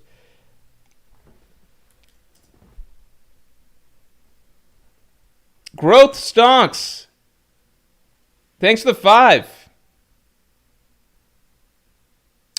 Ryuma being alive 400 years ago is from a magazine, not entirely accurate. But we kind of tend to use One Piece magazines, right? Like, as actual sources. I think it's stuff like data books that people don't use as sources. Also, Harold said the last time the Nidhogg fruit was eaten was centuries ago. Yeah, but I don't think in recent times, because, like, Emu didn't even know about. No, it just doesn't make sense, because, like, we know that the Nidhogg fruit. No, it's been established. The previous user of the Nidhogg fruit was the Elbaf god of war, and that has to have existed in the second world or the first world, because their opponent was the previous owner of the sun god fruit, right? So it has to be over 800 years ago. So it doesn't really fly, Like, it's been specifically established for us that no one has eaten the Nidhogg fruit, like Ragnar has been guarding it since the God of War died. And the God of War was around during an era of either Joy Boy's era or the First World era, right? So it just hasn't been eaten in the Third World. JWP, thanks for the 5. Oda had Law awaken his elf fruit while fighting absolutely no one. Yeah. I mean, same for Kid, right? Growth Songs, thanks for the 5. If the previous user of the Nidhogg fruit was beat by Ryuma, this makes Shanks beating Loki, the modern sword god, and Kaido/Mihawk strongest titles into question. Yeah, but I just don't. I think there's like a lot of what ifs that didn't actually happen. You know, like we don't know which ones happened. Magazines are more credible than the data books, and Oda himself references those. Yeah, as far as I know, the magazines are canon. Like, people use the magazines to talk about, like, well, Oda established that this is where Whitebeard reached his prime and stuff like that, you know? So, like, as far as I know, we use the magazines. Because the magazines include sketches and stuff. Like, this is stuff that's here. Like, this is what I'm seeing. I don't claim to know everything about this stuff, but, like, the magazines are... it's not random stuff, right? Like, the magazines are... These are sketches... Like, some dude didn't sit down to draw these sketches of Ryuma for the magazine. This is Oda's shit, as far as we know, you know? That's to my knowledge, right? So this is stuff that's straight from, you know... Straight from the source. The ultimate source. That's just my understanding, right? If people want to explain where this has been disproven or something, then that's... but I thought everybody was... I don't think I recall anybody saying that Ryuma might have been from Joy Boy's era or anything like that ever. Like, I think that wasn't even... I'm not even saying from sources. I'm saying that, as far as I know, readers all assume that Ryuma was from the Third World, right? That's generally what we've all been saying. So...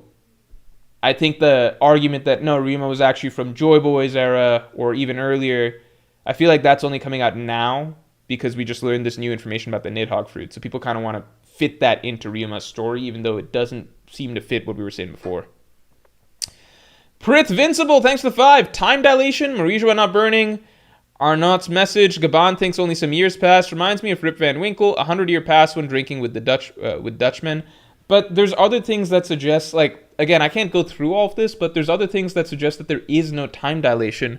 Because even stuff like Big Mom's age and Loki's age and stuff like that, that apparently seems to line up correctly, you know? In fact, I think that straight up disproves the whole theory. Let me see.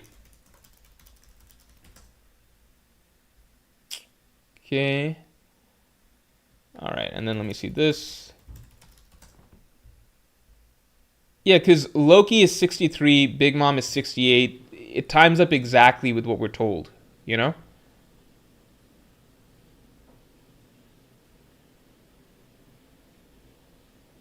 Does anybody have... I'm beginning to feel like the Louis Arnott thing was just Oda trying to add some spice into the arc, because there was literally no... Like, part of the point... Oda had a difficult task, because part of the point of the Elbaf storyline is that this is a very, very peaceful land. Like, it is... Elbaf, when we get to it, is essentially the most unbothered land in all of One Piece. You go anywhere else in One Piece, and there was always some shit going on that was like an issue for the land, right? Like, even if it's like very low-key, like Water 7, right? Even someplace like Water 7, right from the beginning, there was some like political issues with the world government that were going on in the background. And there was things like Aqualung, and like there was issues that were established within the story.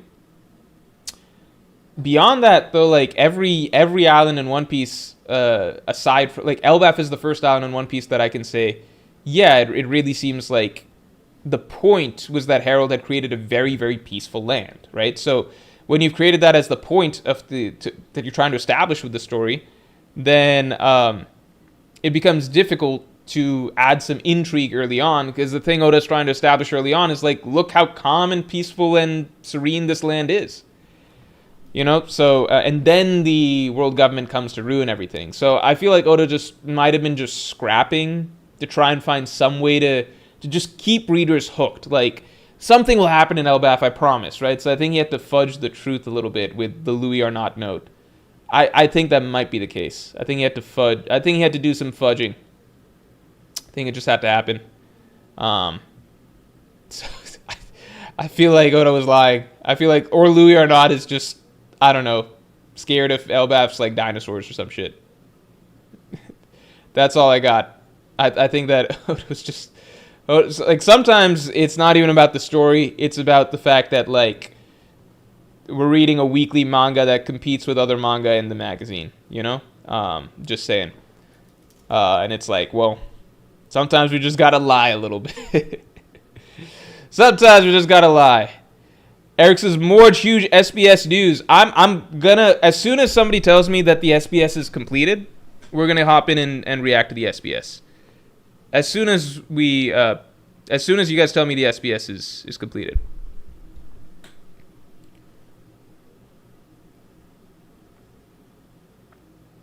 Prince Vincible says, I see your point about Loki and Big Mom Age, but I don't buy the Oda hyping it up well. That seems unnecessary since Elbaf has a lot of momentum going into it. Elbaf actually had almost no momentum going into it. It had name recognition momentum in that, like, obviously we know that the arc is important, right? We know that the arc is important because the name Elbaf has been said a million times throughout the story.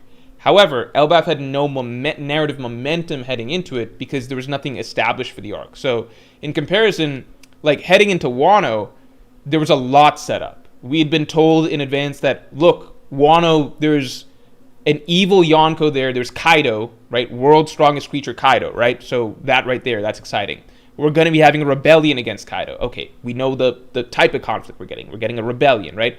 We're gathering allies. Okay, so there's going to be other characters accumulating there. Okay, we've got other shit happening, like supernovas. Supernovas like Kid, Hawkins, X-Drake, those are already pre-established that they're going to be in the Wano storyline. Okay, so we know some exciting shit is going to happen in the supernovas.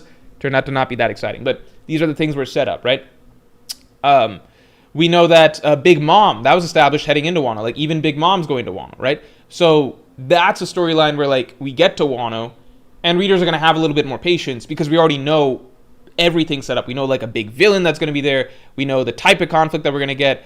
We know the type of battles we're going to expect, the big supporting characters that are going to show up, the converging plot lines with another Yonko. Like, we that's a lot of narrative momentum, right? Elbaf had nothing. Elbaf was a blank slate. When we were heading to Elbaf, all we knew is that we're heading to Elbaf. We did not hear about any sort of villain. We didn't hear about any sort of conflict. The Giants all seem like in a good mood. The Giants, like, taking the Strahds over. They're like, we're just here to bring you to Elbaf, right? We're here to bring you to Elbaf. That'll be fun.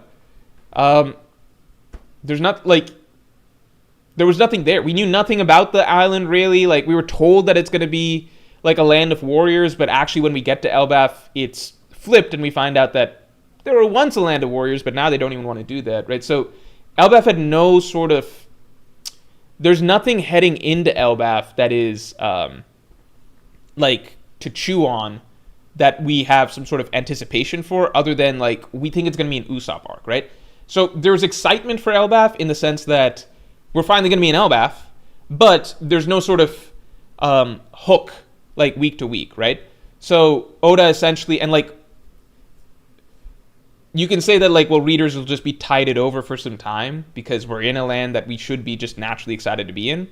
But weekly reading, especially with One Piece, is a long time. Oda takes breaks. You got to wait, like, you know, if it's like a dozen chapters before any sort of villains show up, like Shamrock and them, and that's essentially like almost half a year, One Piece writing wise, with, like, all the breaks and stuff. That's like 4 or 5 months at least of just expecting the readers to go along and keep up with a storyline that has almost nothing happening, right? That's not to say the beginning of Elbaf is bad. I think the beginning of Elbaf is perfect, right? For quality storytelling, it's really good to let us ease in. But I'm saying, like, Oda also has to compete with the week-to-week manga that are having shit pop off, like, every single chapter, right? So you gotta lie a little bit, right? Like, what's the reality of Elbaf? The reality is there's nothing bad about Elbaf. It's really nice. Everyone there is really nice. There's no bad guys. There's no oppression. People are happy. They got education. They got schools. They've got a lot of food. They're chilling. They're good. Like, you go there, and in fact, the first things that are happening are instead of like big bad villains being there, the surprise is fucking Saul, who should be dead, is actually alive. So we're getting a big reunion, right? So there's a lot of happy at the beginning of Elbaf, you know? Yeah.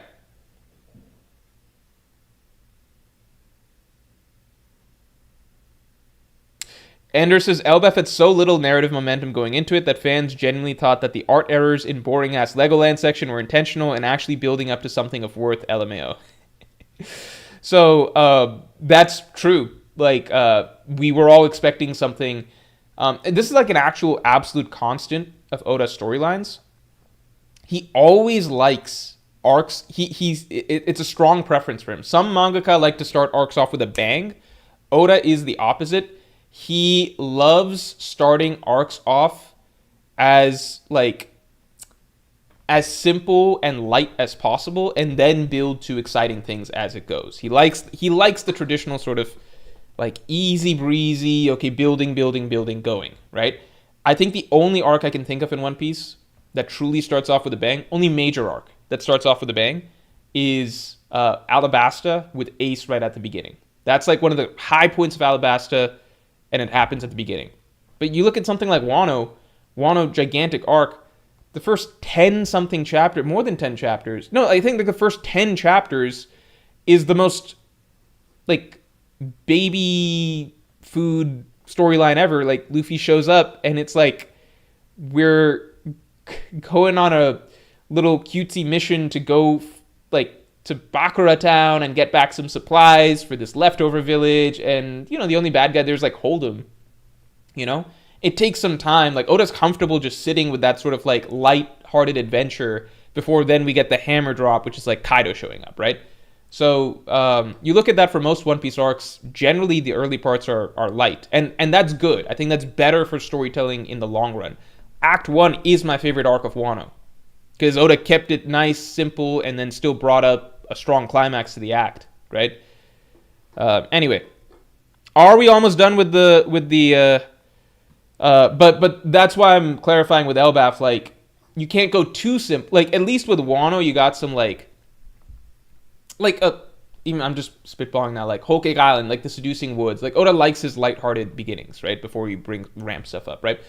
But with Elbaf, it was a special case because there was no, like, at least with Whole Cake, you can play around a little bit at the beginning. Dressrosa, you can play around a little bit at the beginning because you know, like, the reader already knows that there's something significant, right? Like, we know we're getting to Doflamingo when we get to Dressrosa, right? If Oda wants to, like, do some cute setup, have Luffy enter a silly Coliseum fight or whatever for no real reason, I mean, to get the fruit, but it's not, like, it's clearly a side quest. Like, if Oda wants to do stuff like that early on, we still know we're getting to Doflamingo, right? With Whole Cake Island, you know, Oda wants to do cute, like, sailing through Chocolate Island and fighting some ants and, like, this wacky Seducing Woods thing. We still know we're in a Yonko territory. We're going to get to Yonko. Same thing with Wano. Oda had actually so much room to play with in Act 1. People were still getting bored. I remember that this was, like, responses. People were saying that Act 1 of Wano was boring. But Oda had a lot of room to do that boring because we all knew that we're getting to crazy stuff. We knew that we're going to get to Kaido and all the big rebellion stuff. So Oda had room. Like, he knew that readers are going to sit along with him for this, like, wacky little Hold'em adventure, you know? And then he'll give us the Kaido that we wanted, right? With Elbaf, I think Oda probably recognized that he didn't have that same level of room. He did his Legoland thing, and then he gave us Loki, right? But then after Loki, Loki's not going to be freed for a while. So then after Loki, Oda knows that there's going to be a solid stretch before we actually get the God's Knights and stuff. And he hasn't promised us anything in Elbaf. He hasn't promised a Yonko. He hasn't promised Emu. He hasn't promised anything. Like, we don't know Emu's coming. We don't know God's Knights are coming, right? So Oda essentially, I think in that case, Oda has to lie and just be like, just wait, something bad is going to happen in Elbaf. Louis Arnott said so. And it's like, okay, well, Louis Arnott doesn't know what he's talking about, is what it looks like. It's okay. Again, it's okay. It's just part of the business, you know? But yeah. So SPS is almost done? Nice. Thanks for the update. What are people debating here? Fat dinosaur. People are debating Sanji versus Law. I think Sanji will be stronger eventually, so it doesn't really matter. You know, like, I think that there's some things that I guess it does. If it won't matter in the long run, there's no point thinking about it. Because, like, I remember back during Dressrosa, I think the overarching opinion from what I observed was that Law was stronger than Zoro during Dressrosa. Zoro didn't really get many significant fights or anything during that period of time. He just kind of styled on Pika. But the general opinion was like Law above Zoro, right? People assumed it'd be close, but people kind of had that. I did not feel like that was the case. But what I realized over time is it doesn't matter. Like, now it's been a long time. I don't care who was stronger in Dressrosa between Zoro and Law, you know? I don't care. Like, that was so far back. Like, who gives a shit at that point in time? So, you know, sometimes these things just don't matter. Like, I think if you're a Sanji fan, you can debate Sanji versus Law till the cows come home. But I think you can take solace in knowing that at the end of the day, Sanji will, down the line, be stronger than Law. So who cares who's ahead by a little bit right now, you know?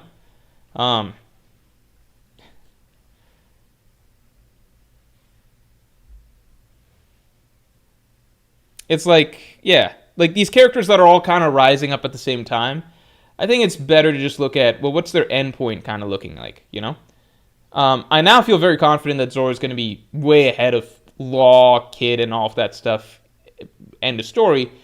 But now we've got other characters like fucking Loki, you know? So it's, you know, the the arguments will never stop. It's genuinely hard to project like, well, end of story Zoro versus Loki. I think a lot of it depends on what you imagine. That's like going to be a lot of your own like imagination, you know.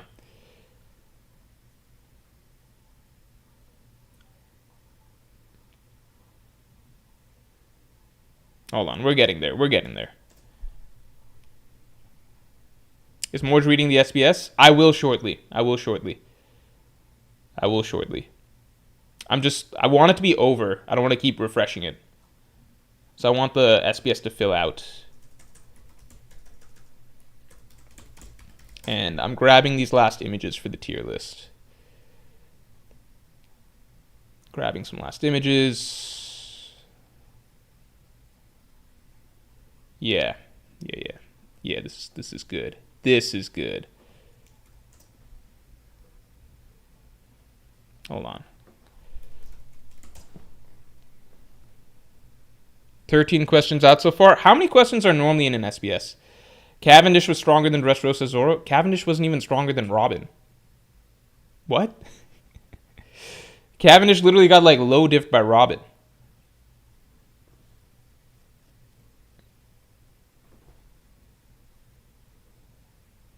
Here, let me pin a comment for this.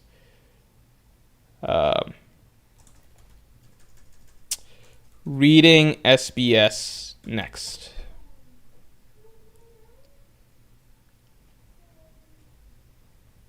There we go.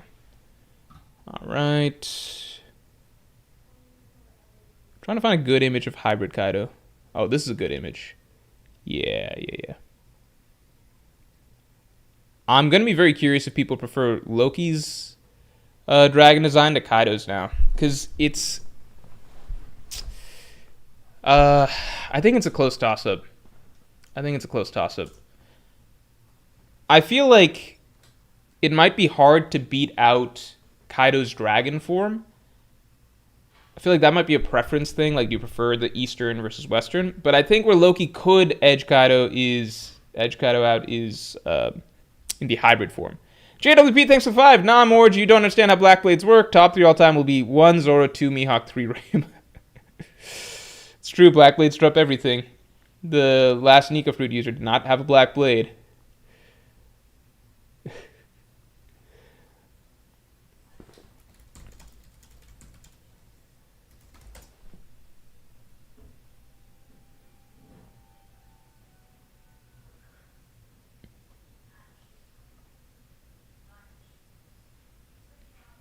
Yeah.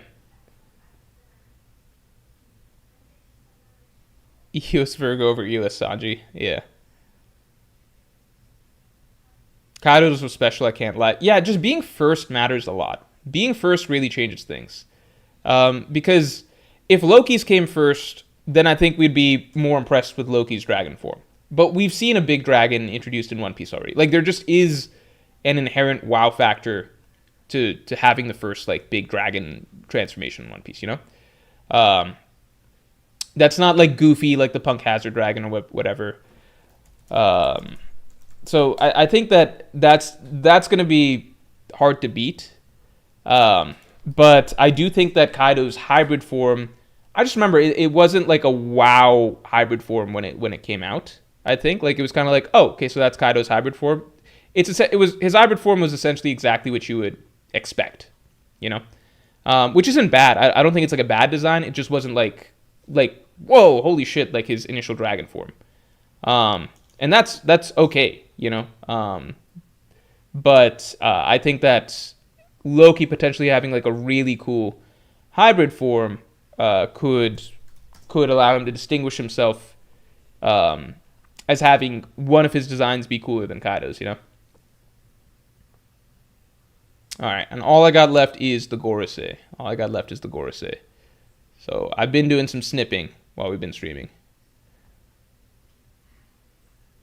Alright. Wait, actually, hold on. Yeah.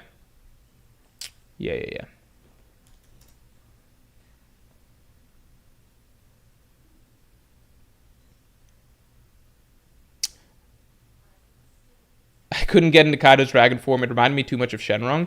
You know what's funny? So when Kaido's dragon form first came out, people were immediately doing like fan colorings. The vast majority of fan colorings assumed he was red. It was if you go back and look at like old YouTube thumbnails and stuff like that, like just the going assumption was that Kaido's dragon form, this is like gonna be like crazy red dragon type thing. When it turned out to be blue, I remember people were underwhelmed because blue is like blue's just not generally like an intimidating color, but in, you know, I think in the general mythos of like the there's like a thing to the Azure Dragon, right? That we, as most of us being Westerners, just aren't going to pick up on. So that was like a thing, but I think a lot of people were like, why the fuck did Oda make it blue? Like there was just a sense of like, out of all the colors he could have chosen, this just feels like blue's not a naturally intimidating like villain color, but it works now. Now everybody's like mentally adjusted to Kaido being blue, so it's not a big thing. But at the time, it was just like, what? It's okay. I guess it's blue. So that was that was a surprise at the time. It's funny, like I've been a One Piece fan for so long, I can remember so much about community reactions, and I think being the YouTuber for One Piece, I think you can remember reactions a little bit more vividly, even because you're also making content on it, so like you can actively see how excited or how disappointed or whatever people feel about this or that, you know. And also just so many comments, all of that stuff.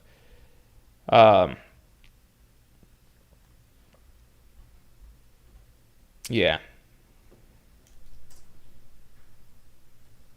Are we done with the SPS? Is SPS out? Katakuri's hair. Oh yeah, Katakuri's design when it came out, people had some, because Katakuri, when you first see it in the manga, it's just like this really like it seems like it's very, very, you know, intimidating goth, like a lot of black, right? And it seemed like it worked with that sort of design. So then when Oda adds color into it, when he adds color into designs that already seem like really badass and people like in just straight up black, that's gonna, you know, that's gonna get some pushback naturally. Not pushback, but some people who are like a little bit upset about it. Why doesn't Venus Jura have good art? Venus Jura should have some cool art. Okay, he has some. Does he? What the hell? It's hard to get a good image of Venus Jura in his horse form. Yeah, I guess this works. All right, we were almost done with this. Then we're going to do SPS, and then we'll do our tier list. Yeah. Yeah, I just need a full Zoan shot of Venus Juro, but those don't really exist. Wait, did the anime change the colors for Venus Juro's horse? Am I crazy? I feel like the anime changed the colors for what his horse is supposed to be. Maybe I'm getting that confused. Yeah, the anime's colors look different than... What the fuck? Alright, I don't know what's going on here. Alright. Alright. We've gotten all of our zones. I got all the zones ready. We up to 16 now. Maybe we just start the tier list. Maybe I should just start the tier list and then we'll hop over to the SPS when as soon as it's done, and then we'll get back to the tier list. Pew is fed up with some of these questions, lol. What does that mean? What does that mean? Here we go. Make a template.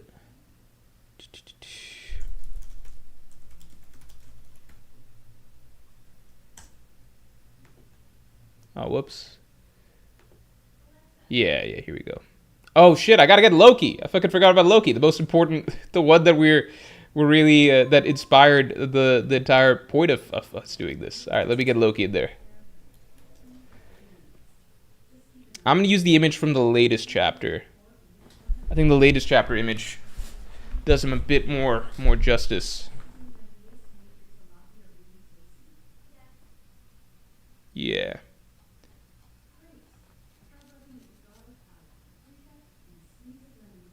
Yeah, the latest chapter really makes him look badass.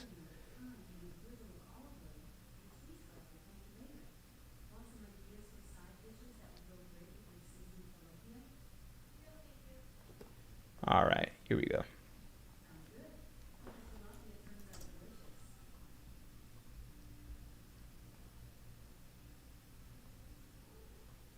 Alright, let me get these files up.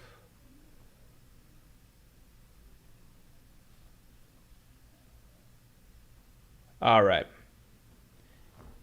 Here we go. Alright.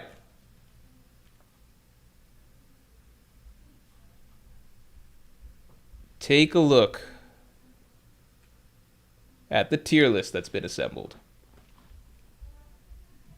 I should shuffle these a little bit. Let me shuffle these.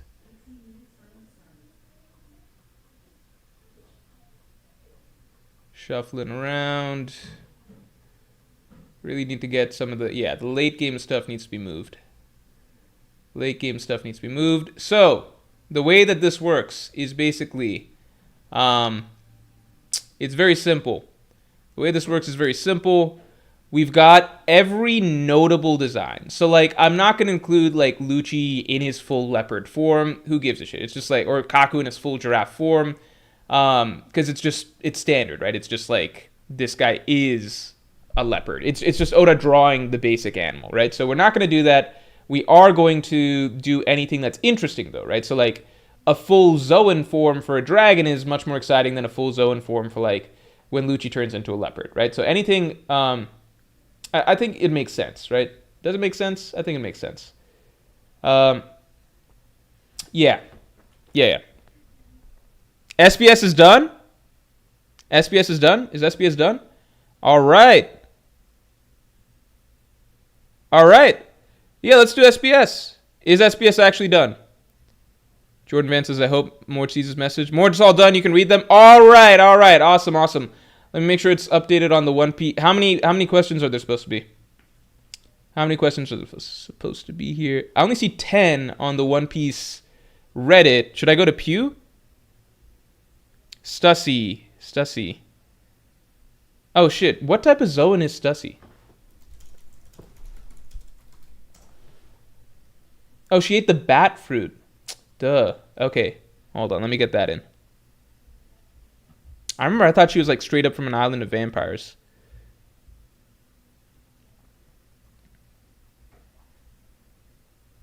All right.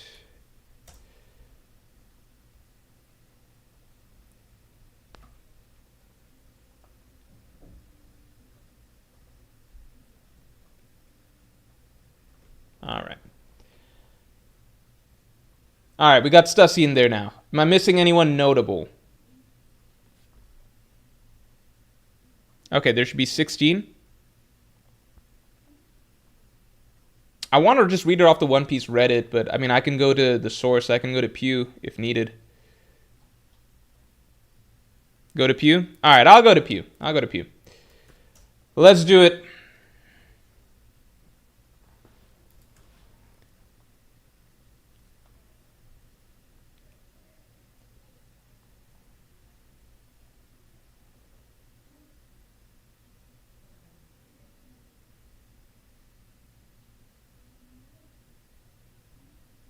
Oh my god, this is like a lot of good shit. Oh, and there's a popularity poll coming up. All right, all right. I want to read it on the One Piece. I don't like reading it on the One Piece subreddit is just so much easier because the formatting is just so much better. I can read it all a lot easier. But I mean, I can do Twitter. All right, here we go. Here we go. Let's do it. And you guys just let me know if I miss anything or whatever. All right.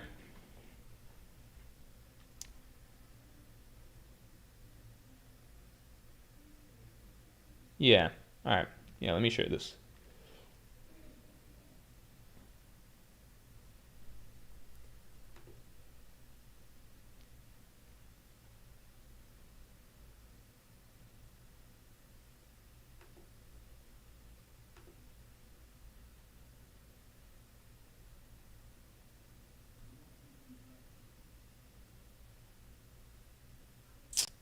Yeah.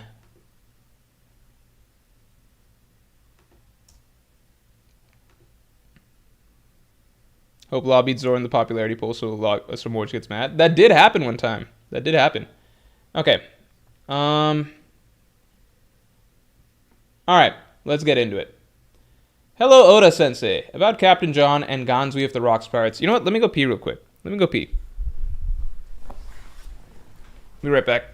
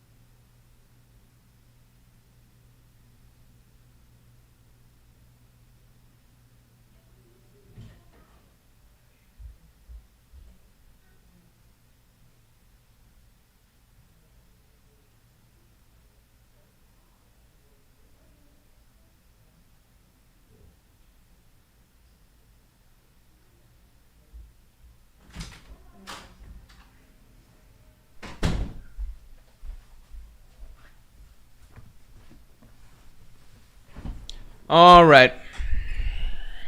Yeah, isn't this the beginning? Is this not the beginning of the SPS?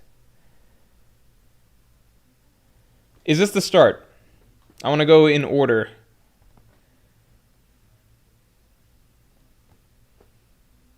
All right.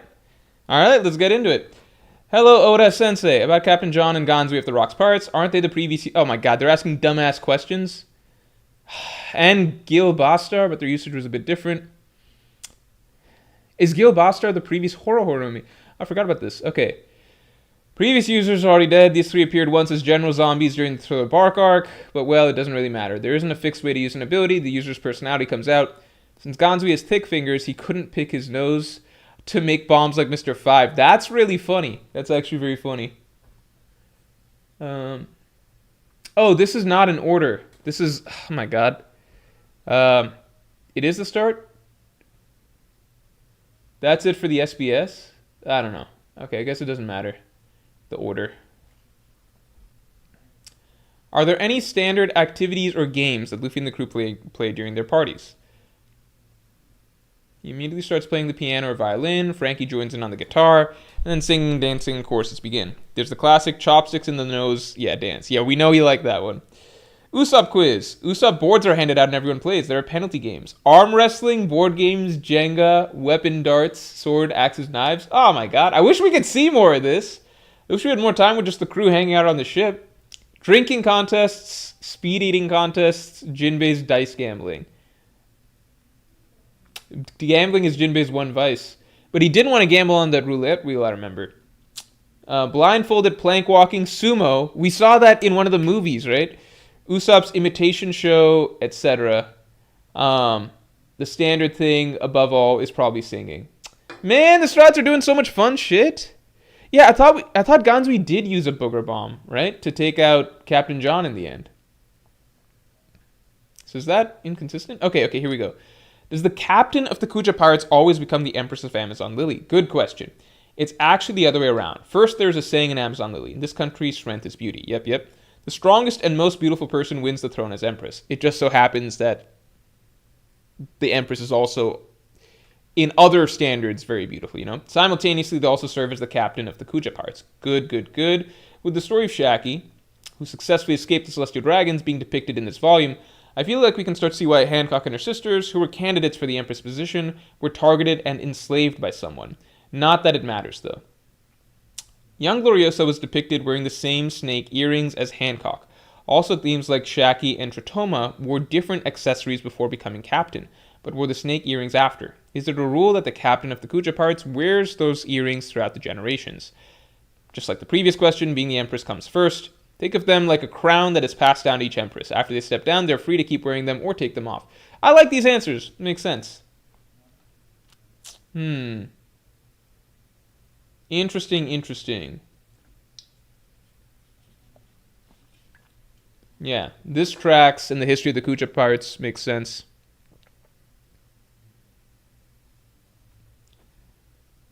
All right. I want to confirm that the name of Rox's sword is Eclipse. Ooh, that's good. I like that. Interesting. Is it one of like the whatever special blades? Reader, is Kazuki Moriyasu... Oh my god, why do we... Come on, man. Why are we confirming things that we already know? That's right, I actually wanted to reveal this during the Wano Country arc, but I couldn't find the right opening to fit it in. I think that's fair. I think there's also Oda acknowledging that there was just too much shit that he wanted to put in Wano that he couldn't all fit in. Based on the information I'll give you all so far, Moria was described like this. He once fought with Kaido. After his crew was killed, he developed a personality that relies on others. He possessed the corpse of the legendary Samurai Ryuma and the famous sword Shusui. From those points, you might have imagined that he'd been to Wano before, but what I really want to share is the reason for his fight against Kaido. Ooh. Alright, when Moria was a young boy, he drifted ashore in Wano. The people of the Ringo region took him in warmly. So, for the record, this is stuff that I think is perfectly fine to include in an SPS. Like I think that's good. I don't think it actually changes that much. Like, when Oda says this was something he wanted to show in Wano but didn't have time or space, to me that just reflects, like, a general thing in Wano in general, like a general problem in Wano. But, it's reflective of... It's a symptom of a broader problem. But I think this on its own is fine SPS material. Before they cherished him and gave him the name Kazuki in honor of his strength. What? Okay, I don't know about all that, but in honor of his strength, they're like, this guy's the next Odin. I mean, we don't know how strong Prime Moria was, but like, I just can't imagine it being that strong. I mean, Shadow's Asgard, if he could use it while actually controlling the ability, it is very strong, but I don't know. Moria, who had already set out to see his apart, returned to fight Kaido in an attempt to save the people of Wano from his attack. However, he was defeated. People of the Ring are, yeah. After his loss, Moria felt so ashamed that he left Wano without saying a word. The people assumed he had died and built a grave for him. No, he just didn't want to be there anymore. Since I cut this from the main story, it's just a need-to-know bit of trivia. So I wonder if that means that Moria can't read the poneglyphs? That's interesting. Oh. Shanks and Shamrock's mother's name is Magnolia. Is that important? Is there any thematic significance to the name being Magnolia? So basically there's no story to it. Yeah. What do magnolias mean? I only know that. I know that play, Steel Magnolias. The ship is called Rox's Fury. Ah. Rox's ship. Do we already have a poster for Rox's ship?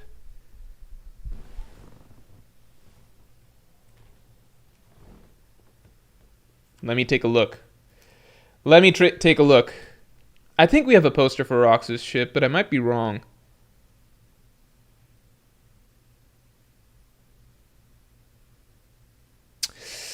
We do have a poster for Rox's ship, but we just called it Rox's ship. It's a heartbreaker. If we do an update, we'll call it Rox's Fury. It's a good poster. I won't show it to you guys right now. I know magnolias are a flower. I know from the play Steel Magnolias, but I don't know what they... Named after a flower, maybe from Amazon Lily. Yeah, I don't know what the magnolia represents, though. Because different flowers represent different things, right? Yeah, I know the flower part. I know that's the basic part. I'm asking what do they thematically represent something? You know, like a sunflower, like a rose or some shit. Hello, Oda-sensei. You've mentioned that Denden Mushi don't mind being captured by humans because they get fed. Does that mean that the Denden... Did Oda mention this? I did not know this. Does that mean that the Denden Mushi kept by the Straw Hat crew get to eat delicious meals made by Sanji? That's like another mouth to feed? That's crazy. I'd love to know the details of how the crew takes care of the Denden Mushi. That's so funny that, like, a Denden Mushi can just starve and die. I guess that's not funny, but it's just like, you've got a phone and the battery is literally food. And your phone can die, but like really die, like it's a living being. Like they actually need to. Holy shit! Their Denden Mushi is basically like their pet.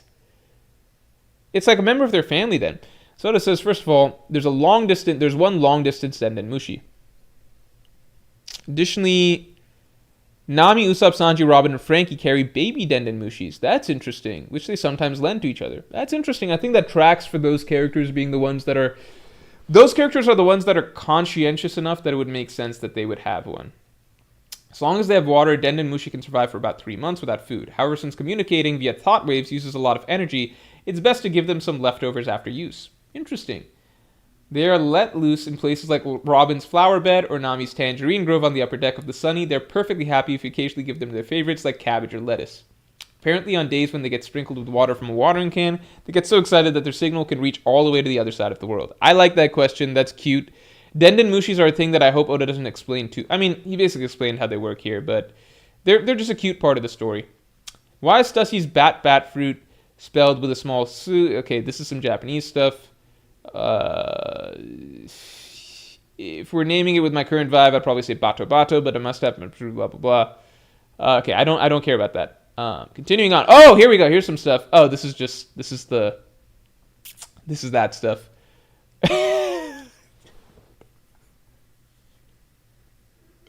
This might be Oda's funniest version of this gag yet.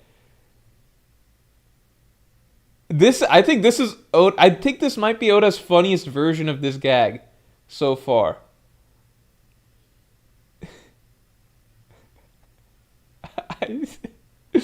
This panel is very funny to me.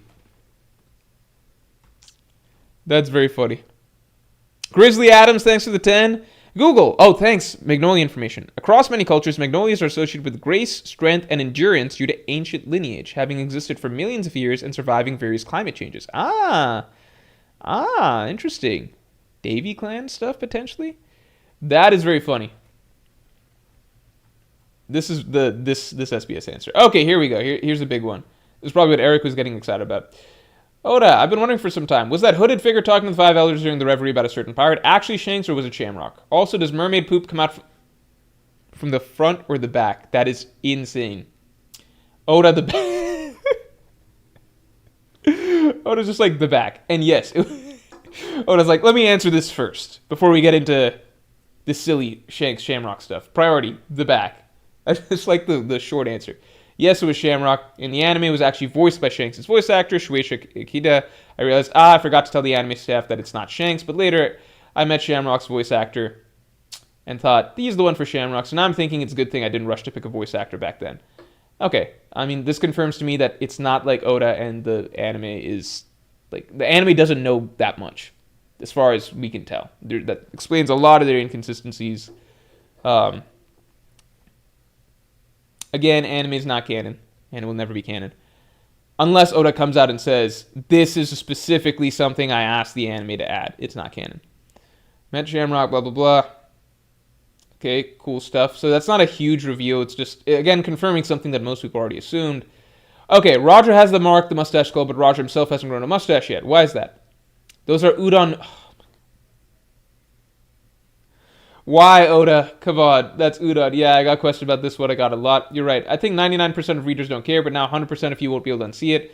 What should I do for the overseas fans? Is long macaroni okay? That's not udon. That's not what it initially was. That doesn't make any sense. That's not udon. I don't care what Oda says here. That's not udon. Oh my god. That's not udon. I don't care about I don't believe this answer. To celebrate Shiki's appearance in the main story, please tell us things like his age and the grade of his swords. Sure. The character Shiki appears in the movie Strong World, blah, blah. He's currently 73 years old. So he's not dead. Shiki's out there. Shiki's canon. His swords, Oto and Kogurashi, are both skillful grade. He likes gold leaf sushi and hates burdock root. All right. He hails from Yano country. Oh man, all those theories that like Shiki was from Wano actually have some like validity to them, because the clues are all there glaring in your face. It's just that it's Oda being Oda, and it's just like, it's some Boruto ass shit. It's Yano country. His hobbies are comedy sketches and bonsai. Okay. Cool. Let's see. In the nightmare shown, I can't believe the kid's greatest fear wasn't final exams. Blah, blah, blah. A final exam as a monster is hard. Exams, also this wasn't even a question, you just decided for me. But you're right, it's the PTA, Parent-Teacher Association. Yeah. Hello, Oda-sensei. For people in One Piece who dress like this, one image is not in one blah, blah, is Kuja skirt outfit, are they not wearing any underwear? These are the types of... I hate the Japanese reader base. Of course they aren't. I mean, how would they even wear anything under that? Can you please stop ruining our dreams? What is wrong with this man? Some things you don't need to confirm. I like how it's so unambiguous. It's like, of course they aren't. How would they even... All right. Okay, Gunko. I want to be Gunko's slave. Go right ahead. That's not even a question. Oh my god. All right, please don't tell me the SBS is over. Okay. SBS! Oh my... SBS ends here.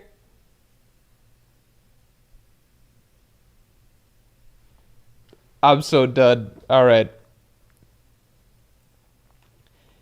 Genuinely, I think truly one of the worst SBSs we've had. I think truly. Let's get through some of these. Let's do this. Let's do the thing. Let's do the thing that we all signed up to be here for. All right. Zoan transformations. For some characters, we have both their Zoan forms. How do you feel about Chopper's classic form? We have both their Zoan forms as we end up their Zoan and their hybrid, but for most characters, we have just have their hybrid, right? I think this is an A. I think this is a classic design. I think it's a good form. Yamato's hybrid form. Is that an S tier? Is that an S tier transformation? Is that an S tier design or an A?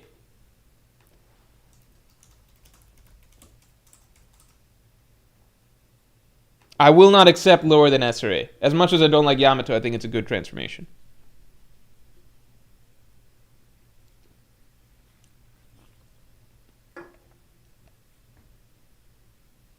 Chopper D. No, this is not his current. I'm talking about his OG transformation, you know?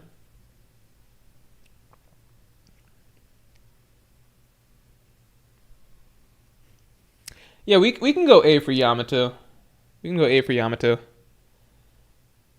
Oh, Chopper's monster point is easy S. Not like back in the day. This was an easy S tier design, right? Like now Oda's ruined it, and I'm putting a heavy point here and potato point and this thing. Um, Chopper had some good forms. I think this is like a standard Zoan design. I think I think if I'm just rating Chopper's forms, I think this is an A tier form. I'm gonna go ahead and drop this, right? I'm gonna go ahead and drop this. I think arm point is here. This is how I'd rate Chopper's forms. I think they're solid designs. I think these are like actually really good. And then we've got monster point, which is an S. That's how I would rate these things.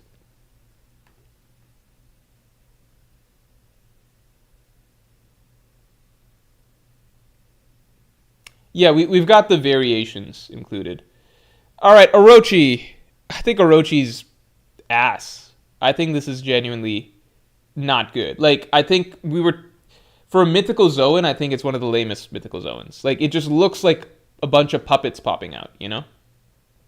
And I remember early on, because early on it wasn't confirmed that Orochi is weak. Early on it was kind of like, you know, Orochi might be strong or something like that. We didn't know because we'd been initially told that Wano is being oppressed by the joint forces, like the joint alliance of Kaido and the Shogun of Wano. And traditionally you think of Shogun as being very strong, right? Like a Shogun of a nation, like in fantasy works, right? In something like One Piece, you would expect the Shogun to be very powerful. A lot of theories going around that Zoro's opponent would be the Shogun of Wano or something like that. Then we get to Wano and we're like, okay, well, this guy Orochi actually seems like kind of a fucking loser. But there's still the theory that maybe that's just appearances are deceiving. Maybe he's actually very strong. And then we got his Zoan transformation. And there was theories for a while that like, because the heads have different expressions and things like that going on, different expressions and designs. So there were some theories that maybe he's got alternate personalities. But as it turns out, no. He's just weak. I think Chopper's this form is not that good. I think Pell's form is solid. I think Pell's transformation is actually pretty good. This is kind of a lame design. This is kind of a lame design on purpose. This is just whatever. Funk Freed is pretty basic. Bad. Okay, Lucci. Is Lucci's hybrid form... What's Lucci's hybrid form? Yeah, he doesn't even go hybrid. I remember because the old hag gave him the fruit and was like, is this like this fruit will help you, give you the power to rule Wano. It did not at any point give him power to rule Wano.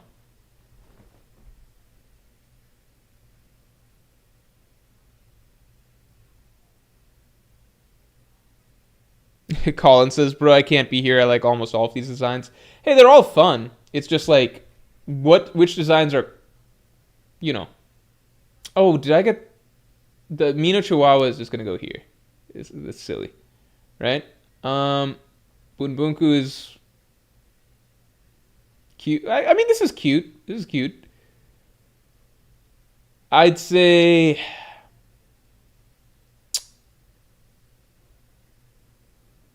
I think Dalton's got a good design. Rhinoceros is whatever. These, I think, are straight up bad, right? So let's put some terms on them. Bad. Oh,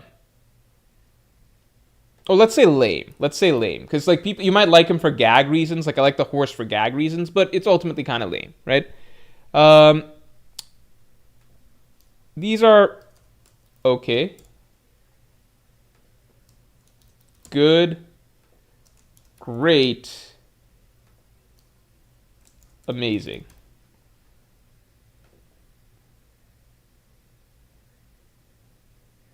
I think we can move Chopper up. I think we move Chopper up. What do we got Lucci's? Lucci's smaller hybrid form is better. I've got that in the list too. So if you want to hold out for that, you can hold out for that. Okay, Lucci's is A. I think that's fair. I think that's fair. What about Stussy?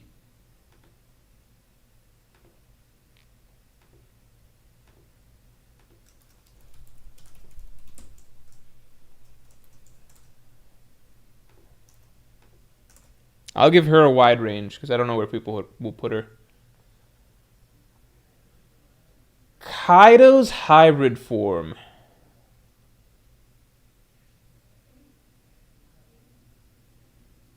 I think we need another tier. I think this isn't right because, like, I think that, like, Kaido's hybrid form. No, I think it's here. But I feel like it's not a full tier above Yamato's form. You know?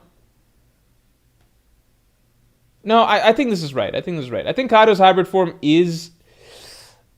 I don't know if it's. It should be in. It should be. Here, let's do. Let me add the text. Let's do it like this.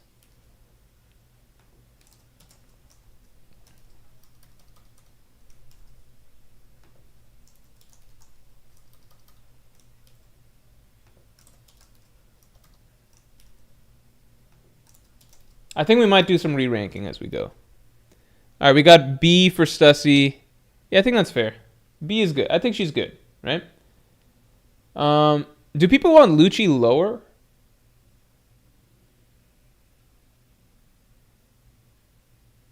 Maybe these three shouldn't be here.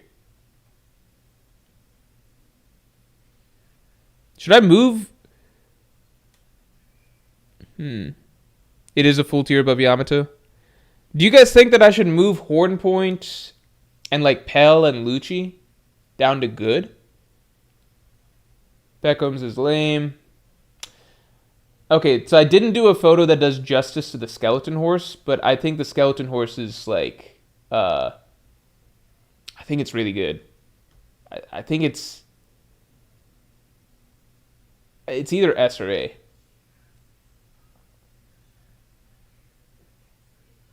I think Queen's form is really good. Lower them? Okay. Let's lower them.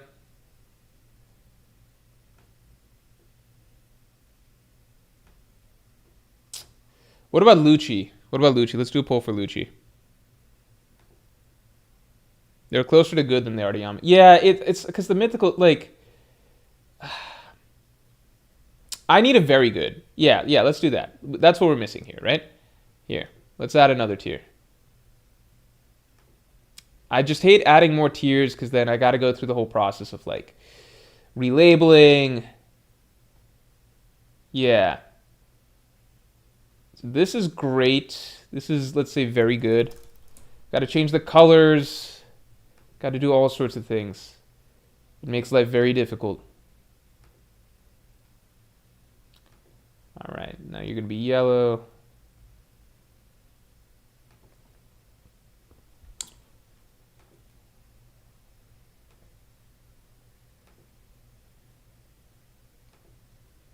And then, yeah, there we go. And then let's rename you. So A is great. I think this will be SS. All right, let's SS. This will be S. Then this will be A. Yeah, I think I like this. And I'm keeping Chopper's monster point. Yeah, I'm keeping Chopper's monster point. In SS. I think it's one of the best when we first got it. So this is great. Yeah, these designs are great. These are very good. I think this falls into very good as well. And these are just good. I think Stussy's could be very good now. You know, I think Stussy's could be very good. Let's rerun Stussy.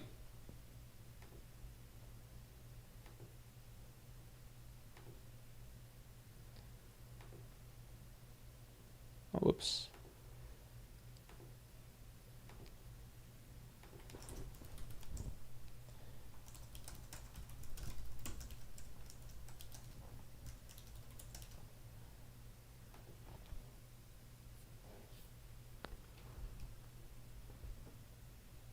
Lucci should be B. Okay, we can revote Lucci also.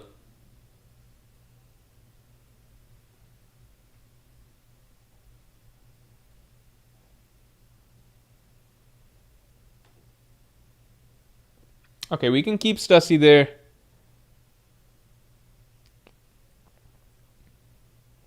I don't think all the Gorus are S. Like, if I saw just Jupiter's design, it would be. I don't think. Or no, there might be S, but then I don't know if they're SS. So I guess we could qualify that. Okay, so Stussy we'll keep in good. Then Lucci hybrid. All right, let's see. Do you want him in A? Very good. Or B?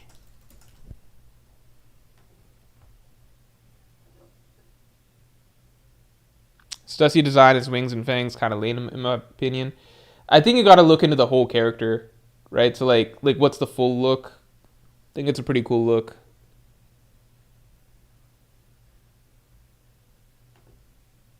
Okay, we're moving Lucci down. Yeah, I think that's fair. I legitimately think that Pell's Zoan form is very good.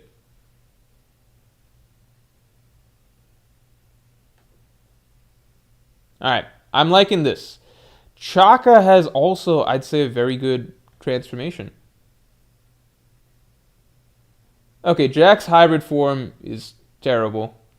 Um, X Drake's T Rex form, that is cool. That is very good. Morgan's, I don't even know what we rate Morgan's. He's just Morgan's. Is it very good? Part of it is like largely the clothes he's wearing that makes it cool, you know? Sengoku's Buddha form. What's Sengoku's Buddha form? That's unfair though, since Sessy's just hot. That's true.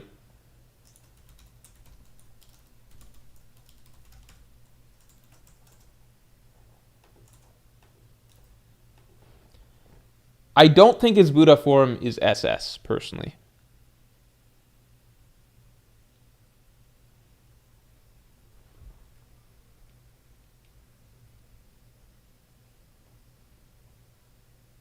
Morgan's is kind of standard, though. It's just funny because it's Morgan, so he's always in that form, so I don't really know what to make of it.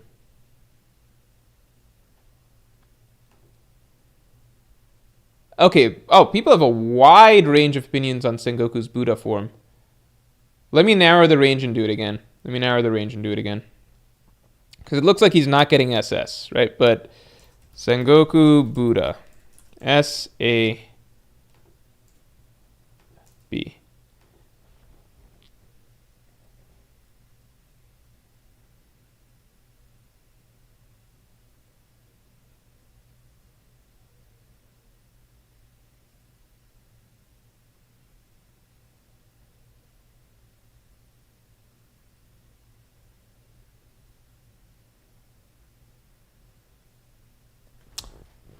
I'm going to move Morgan's down. I think it's just good.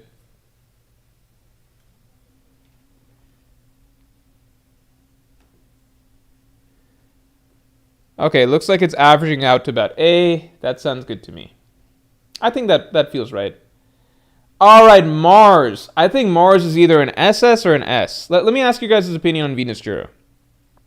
Venus Juro, I admit I did not get the best photo of him. Venus Juro.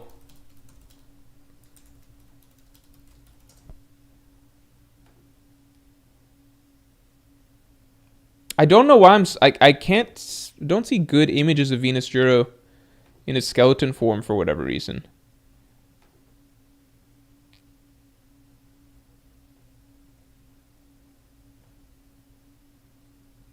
I think Venus Juro in his hybrid form is either SS or S, but yeah.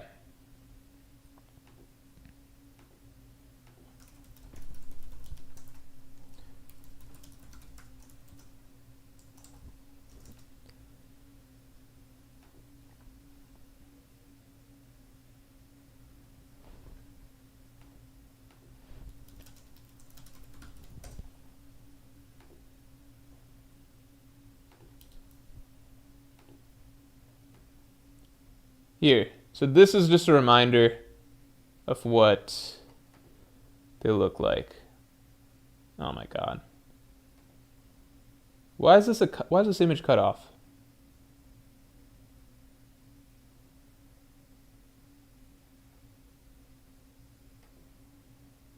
Oh my god. Maybe I have to pull it up in the manga. This is ludicrous. All right, whatever. This is what he looks like.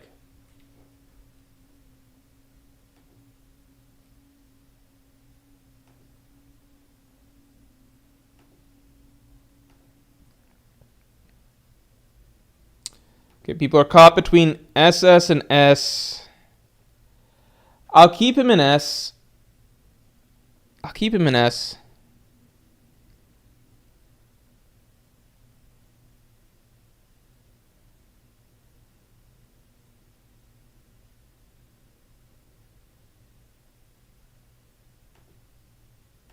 All right, what about Mars?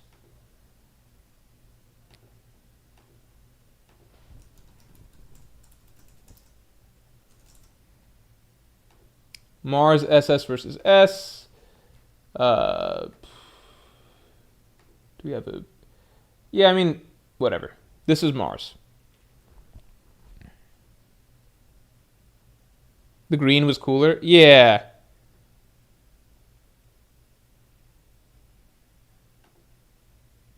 Okay, Mars is going to SS. I do agree Mars has the best design out of the Gorosei, but they're all really good, so it's like splitting hairs. All right, Zebra, Minotaurus. It's like, whatever. Marco's hybrid... I don't even know. So, like, Marco, I got 2 forms for him, right? I got 2 forms for him. I think from here on, it's good to just rate characters who have multiple forms together. So let's knock out Venus Jura's hybrid form. I think Venus Jura's hybrid form is really sick. Because, like...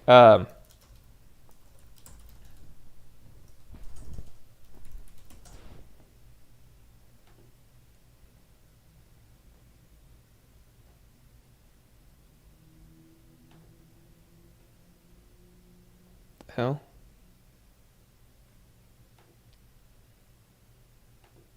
Oh my god. There's just not good images of this dude.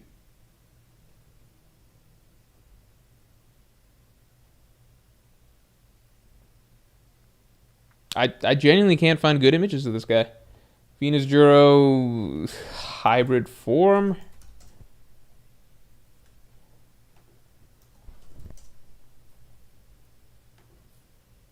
Yeah, this is baffling. Can't find good photos of this dude in hybrid form. This is... Alright, well, whatever. This is, you know what? Let's just look at the manga. So this is him in the manga, hybrid form. I think his hybrid form is really sick. Would you guys think hybrid form makes it to SS, or are we keeping him in S?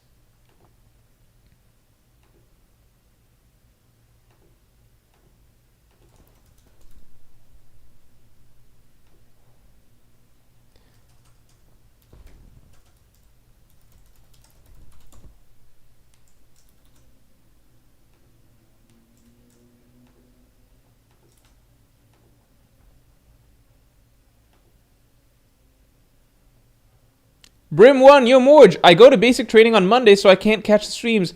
How do you think NL will return if he does at all? How do I think NL will return? I just don't know the relevance at this point, because, like, he's not even the lightning guy anymore. Now, Loki's the lightning guy. So I just don't... If he returns, it might be something to feed into the lore that we're getting about the moon. If he... like, how would he return? It would just be through the Maxim. Because he can just do... Or, yeah, he can do that, right? 63%. Yeah, I just don't know what NL's relevance would be now. Outside of giving us some lore drops. It'd be good to see him get fucked up and embarrassed. Alright, so Marco, I'm tempted to... like, because this is Marco's hybrid, but this is also his full form. Do we want to just call it one thing? Or keep it separate from Marco? Because, like, his hybrid form is... I don't know, it's just like, it's him, but with blue flames all over him.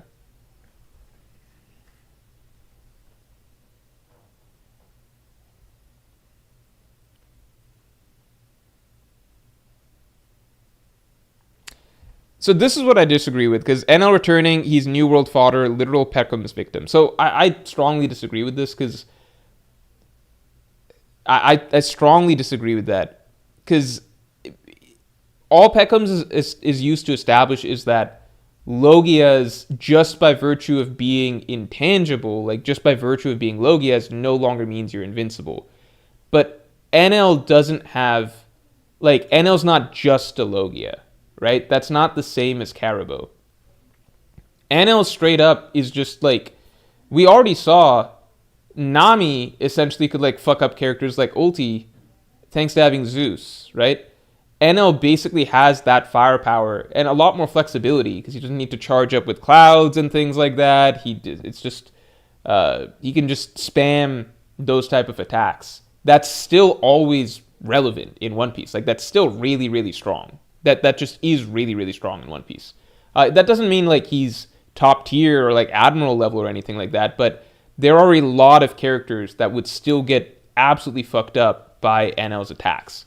And then the other part is NL's not going to get tagged easily because he has some of, to date, still the best observation haki in the story, and he's still fast as lightning. Like, it's not like Peckham's fucking up Caribou, I think, skewed people to be like, oh, well, anybody that's like like that means someone like NL gets fucked up too. It's like, no, Caribou is kind of like the weakest you can be as a Logia in that Caribou's he's not a good fighter. His only thing is literally, like, you take away his Logia, he's nothing, right? That was the point of that. That doesn't mean that Logias are just useless now. Like put it this way, there are genuinely still, like, if your fruit is strong enough, you can be a strong character in One Piece. You can't be top tier, but if your fruit is strong enough, you can still be really strong. Like, Magellan is a great example. Magellan is not a good combatant without his fruit, but it doesn't matter because, like, characters aren't going to deal with poison well. Like, most characters aren't going to deal with poison well. NL is basically, like, one of the most powerful offensive abilities in the story still, you know? It's been power crept, obviously, as latest chapters show, but if you're, like, a Toby Ropo level character, you still, I'm not saying NL loses to, or NL beats or loses to Toby Ropo level characters, but, like, you will still not want to get hit by NL's attacks, you know?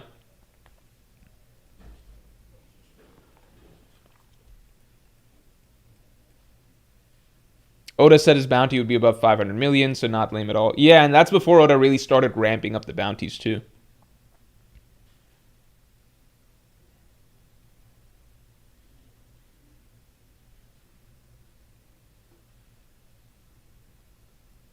At the time, Oda said that we as a community believed that Emperor's bounties would be around 750 million. Yeah, that was a gross underestimation. Oh, Faithful, thanks for being a Yonko tier member for 34 months. Hey, Morge, any idea on why someone shouldn't stay on Elbaf for too long? Also, is the man marked by flames a new character? So I talked about this earlier in the stream, funnily enough. I did a very long breakdown of that, so like after the stream, maybe you can go back to watch it, because I'm not going to explain it in as great detail again. But I think, simply put, Elbaf is genuine. Like, the point of the island is that it's an island that is pretty much completely at peace. It does not have some oppressive ruler. It doesn't have some secret dystopian traits. It didn't, at the start of the arc, it didn't have anybody that was, like, trying to overthrow the island or anything like that. It's supposed to be an idyllic land that Harold successfully turned into this pseudo-utopia. Everyone is happy in Elbaf, so that's the point. That, unfortunately, doesn't make for good, like, exciting storytelling when you're in, like, a week-to-week format and you need readers to, and you're competing with all this other manga to have, like, the most exciting storyline going on, right? So Oda's building the Elbaf storyline slowly. The setup is that, look, this land is very peaceful, calm, and there's not a lot going on here. And not in, like, a secretly there is something going on here way, like Dressrosa. It's more literal. Like, Elbaf is genuinely what it is on the cover. They're happy here, right? So I think Oda was kind of fudging the truth or whatever somewhat. He just had to add some level of, like, excitement or fear into the storyline. So he's just like, fucking Louis Arnott said 7 years ago or whatever that the Elbaf is scary or some shit, or don't stay here too long. Why? Louis Arnott doesn't mention. Because it's not actually a bad place, you know? It's just Oda had to make up something.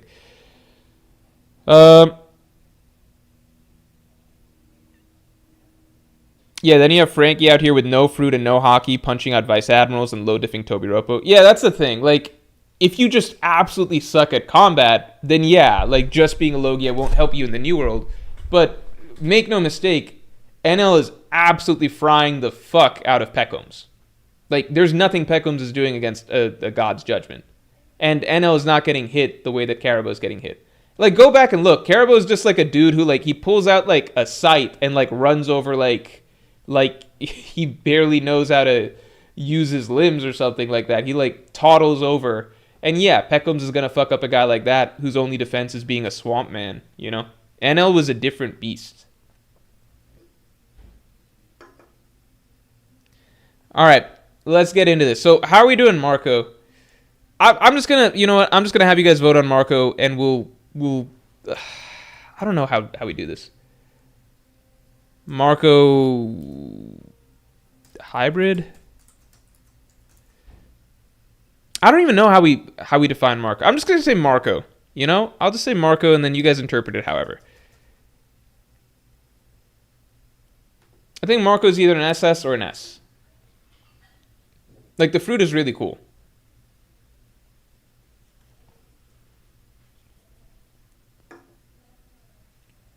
Do you think Loki is a recent idea from Oda, or was he planned long ago? Planned long ago. Planned very long ago.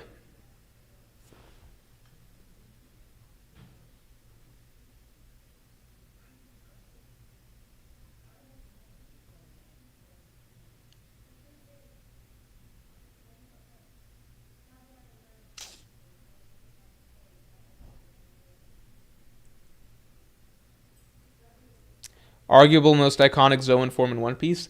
When I think of mythical Zoans, Marco is the Zoan that I think of. And, like, he was genuinely, I mean this with all, if you've been a long time One Piece fan, you know, Marco was the dude that made Zoans cool. Like, genuinely. Zoans were not cool before Marco. Now they're the coolest thing in One Piece, right? Imagine how the times have changed. But before, pre-time skip, it was like, Logias are the coolest. Paramecia, you know, you don't know what you get. Like, it's a box of chocolates. You know, some are cool, some are whatever. And then Zones is just like, I'm a dog, I'm a giraffe, I'm a zebra. It's like, it felt like the most basic thing. It would kind of spice things up with X Drake because it was like, T-Rex, that's pretty cool.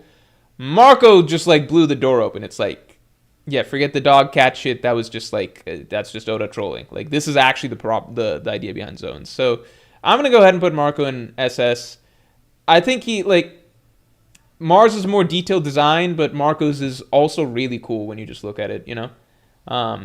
Jabra, I think it's good. I think it's, like, fine. Nothing crazy. Page 1, I think is fine. I think it's fine. Gear 5th. I think this is a beautiful design. I think this is a great design. Or, sorry, I should say amazing design. Saturn. I think Saturn has an amazing design. It just got drowned out by Saturn sucking. I think this one's kind of bad. I think X-Drake looks kind of lame with this, actually. Black Maria, I'd say, is great in her full Zoan form. Lucci in his lean, slimmed up form, I think is great. I think it's at least very good, right? I think it falls into at least very good. I think it's pretty sick. I think this form is about the same. I think Oda goes a little too lanky with this one. I don't know. These are okay. I don't think they're lame, but I don't think they're that exciting. I think page 1's like full dino form is actually pretty good. Kaku's, I think it's okay. Jupiter, I think is good. I think he's the lamest of the Gorosei. Warcury, I think, is very good. I think Ulti's this form is kind of lame. Oh, Kaido's dragon form is obviously SS. I think Jack's mammoth form is great. Very impactful. I think this is okay. I think this is okay. I think more of this relies on King himself having a cool design. Minotaurus design I thought was cool. Dalmatian, we don't see much of it, so it's okay. I think this is good. Ulti's hybrid. I think this is like okay. Who's okay? We're not voting on this, so let's get some votes in. So what about Yamato's full Zoan form? I think Ulti's hybrid looks cool. I think her full, like, this looks cool. I think Ulti in this form looks good. I could even accept arguments for very good. I think her full form, her full Pachycephalosaurus form looks lame, in my opinion. Ulti hybrid? We can do a vote for Ulti hybrid. Hybrid Ulti. She's not SS, but it's S-A-B. Then we'll do Yamato full Zoan. Lucci Awakened is S?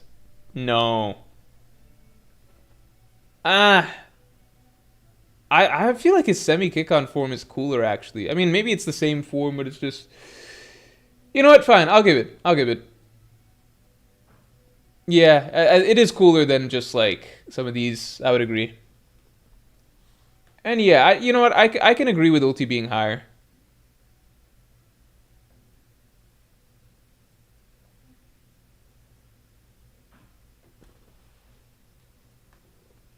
Okay, we're leaning A with it. Yeah, I'm good with that.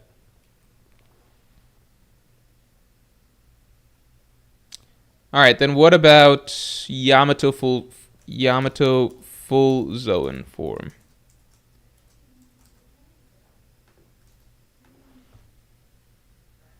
Yeah, so she's like a full-on dog.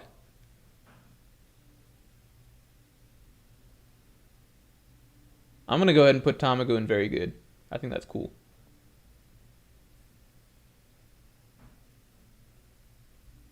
Okay, looks like we're gonna put her in. Yeah, I guess we're putting her in S. King, I don't know. I think it's pretty generic. I think the pterodactyl looks goofy, honestly. So I think it's okay. What about Who's Who? Tia, thanks for the 2. Do you think Loki will awaken his fruit in the final war? Ooh, I did forget that Loki's not awakened. That's a very good point. Yeah, maybe Loki will awaken his fruit then, because he's got to awaken it at some point, right? I straight up forgot. That's a great point. So Loki does still have room to grow.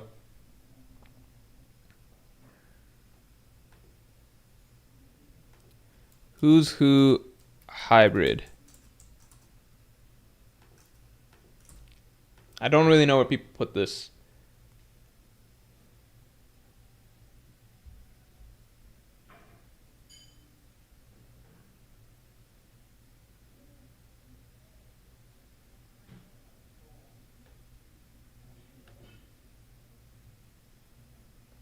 It's a B?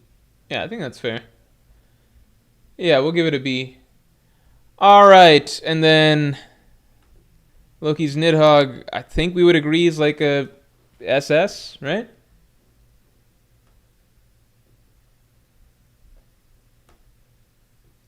All right. Yeah, I feel comfortable with our SS. I think these are our best forms in the story. I feel good with our SS. I like our greats as well. These are very good. Yeah, these are very good designs. Yeah. And yeah, these are good. You know? Nothing crazy to write home about, but they're good. The Minotaurus looks lame here, but he looked cooler in other spots, right? And these are okay. Like, fine. Passable. I guess we could bump up Queen and we could bump up King, I think. I don't know if I want to bump up Queen. I don't think Queen looks cool in this form. I'm going to leave it at okay. We already got Queen's full Zoan form and very good, you know?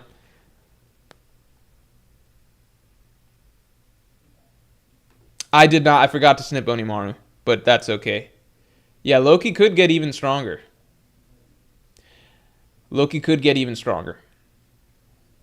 All right. We are now going to pick the best Zoan design in One Piece. All right? It's time. Who's Who hybrid over Lucci's? I don't know. I think they're pretty much the same. I like Lucci's a little bit better, but obviously I'm biased. I like Lucci better as a character. Okay. Best design.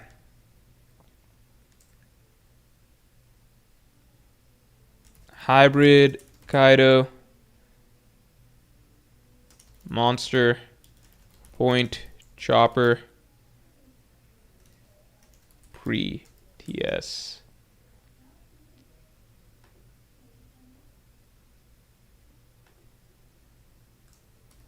Mars.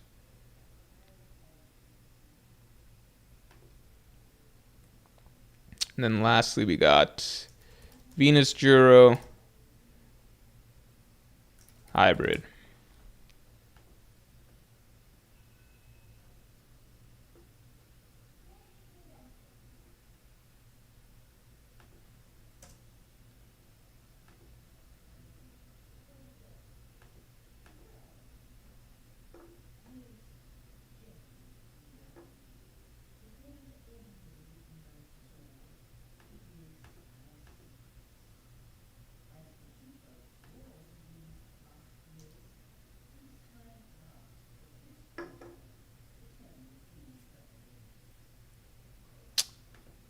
Weird.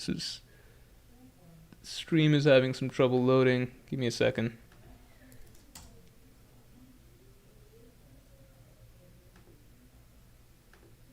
Hold on.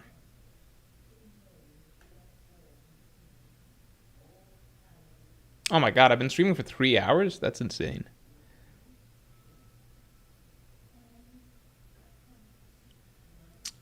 It looks like Hybrid Kaido is going to edge it out here.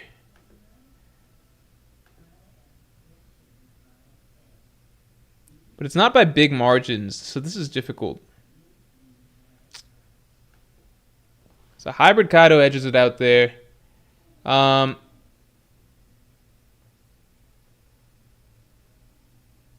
Yeah.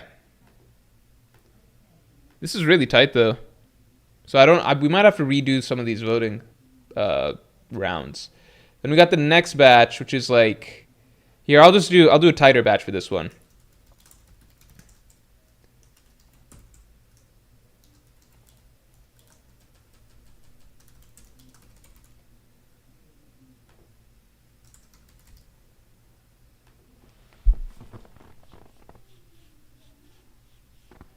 I wish we had like a slideshow so I could show like the best display of each of these designs, because like some just don't look like Saturn. Just doesn't do him justice, you know. That's interesting. So Marco wins this, but he barely got into SS. Isn't that interesting? Which means that does that mean that if I put this to vote, then Gear 5 Luffy and I just put Gear 5 Luffy and Saturn into SS just because I felt they belonged there. But does that mean that people actually think that they should be one below? Okay, no, Luffy and Marco are tied, so let's run this again. All right. And this time I'll add in some other contenders. Marco, Gear 5 Luffy. Let's do that first. Let's do Marco versus Gear 5 Luffy. Then we're going to do Kaido's Dragon form versus Loki's Nidhogg form. Let's just try and keep things a little bit more pieced out.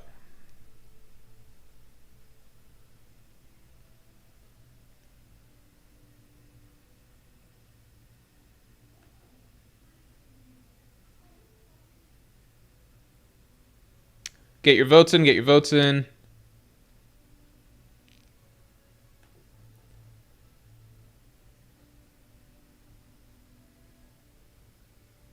All right, it looks like we're taking Marco over Gear 5 Luffy. All right. So Marco over Gear 5 Luffy. Then we got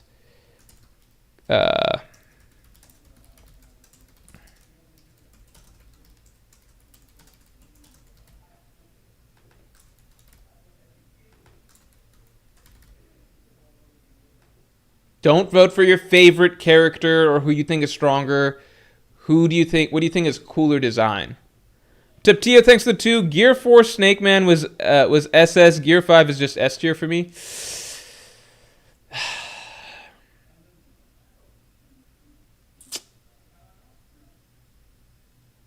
One thing I'd say that doesn't help is that we realized after Gear 5, like the clouds initially seemed unique, But then we began to realize that, okay, all hybrid forms have clouds, or all awakened forms for Zoan seem to have clouds.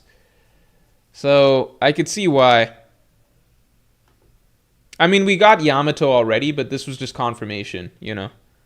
I mean, like, people didn't fully put together that that's the case until we saw Lucci. Oh, this is tight. All right, get your votes in, get your votes in. Kaido full dragon, Loki full dragon. Just everybody vote on this. Everyone vote on this. This is a matter of personal preference, I feel.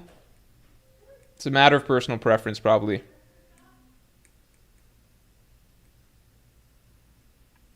I would say that if I'm to give my 2 cents, I swing it over slightly to Kaido because the impact of being first just helps.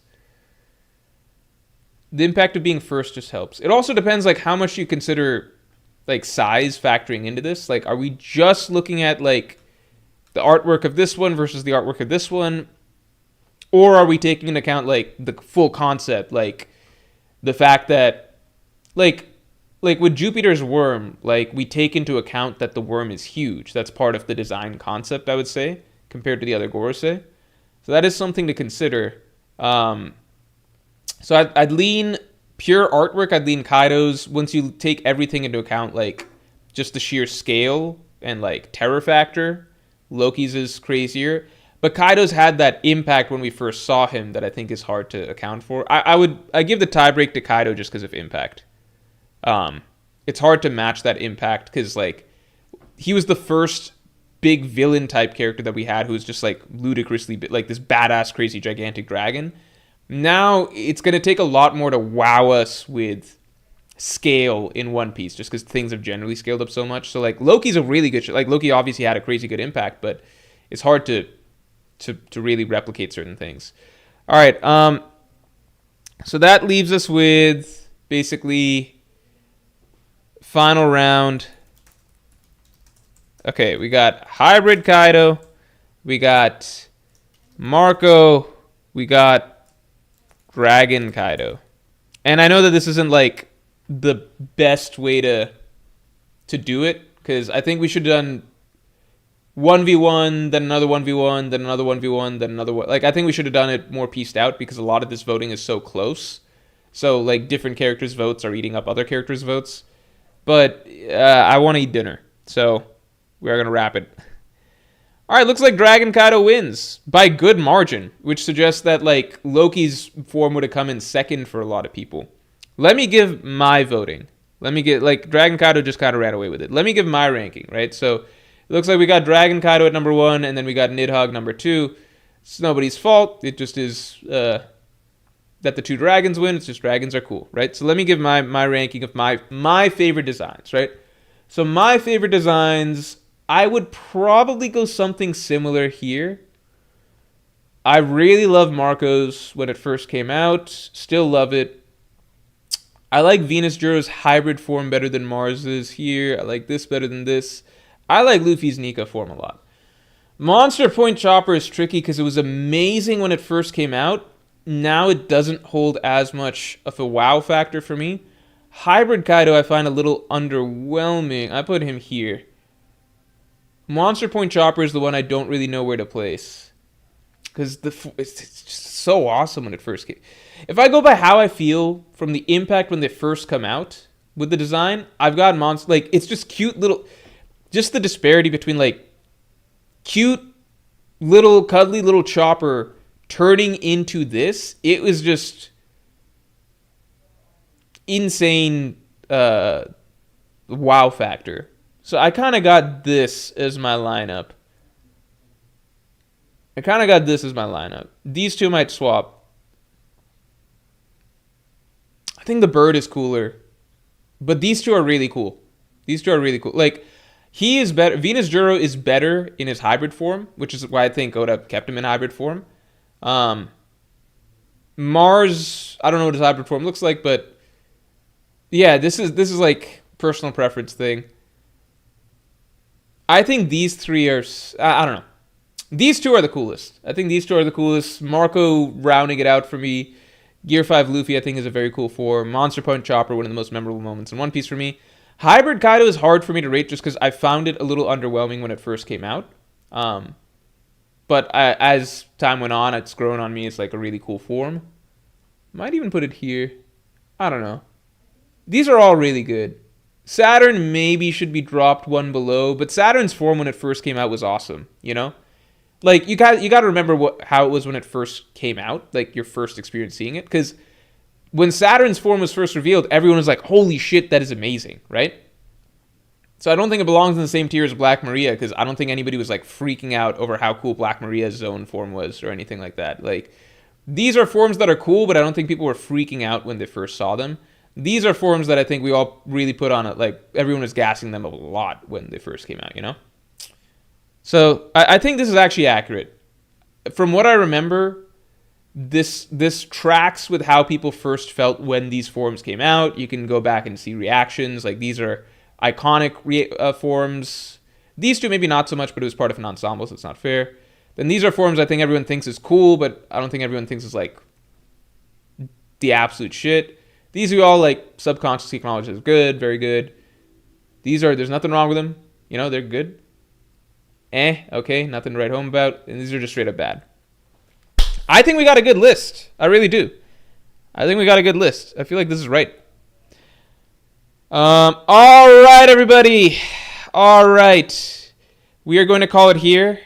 We covered a lot this stream. We covered a trailer reaction. We covered the SPS reaction. And we did our tier list. So I feel like this was a pretty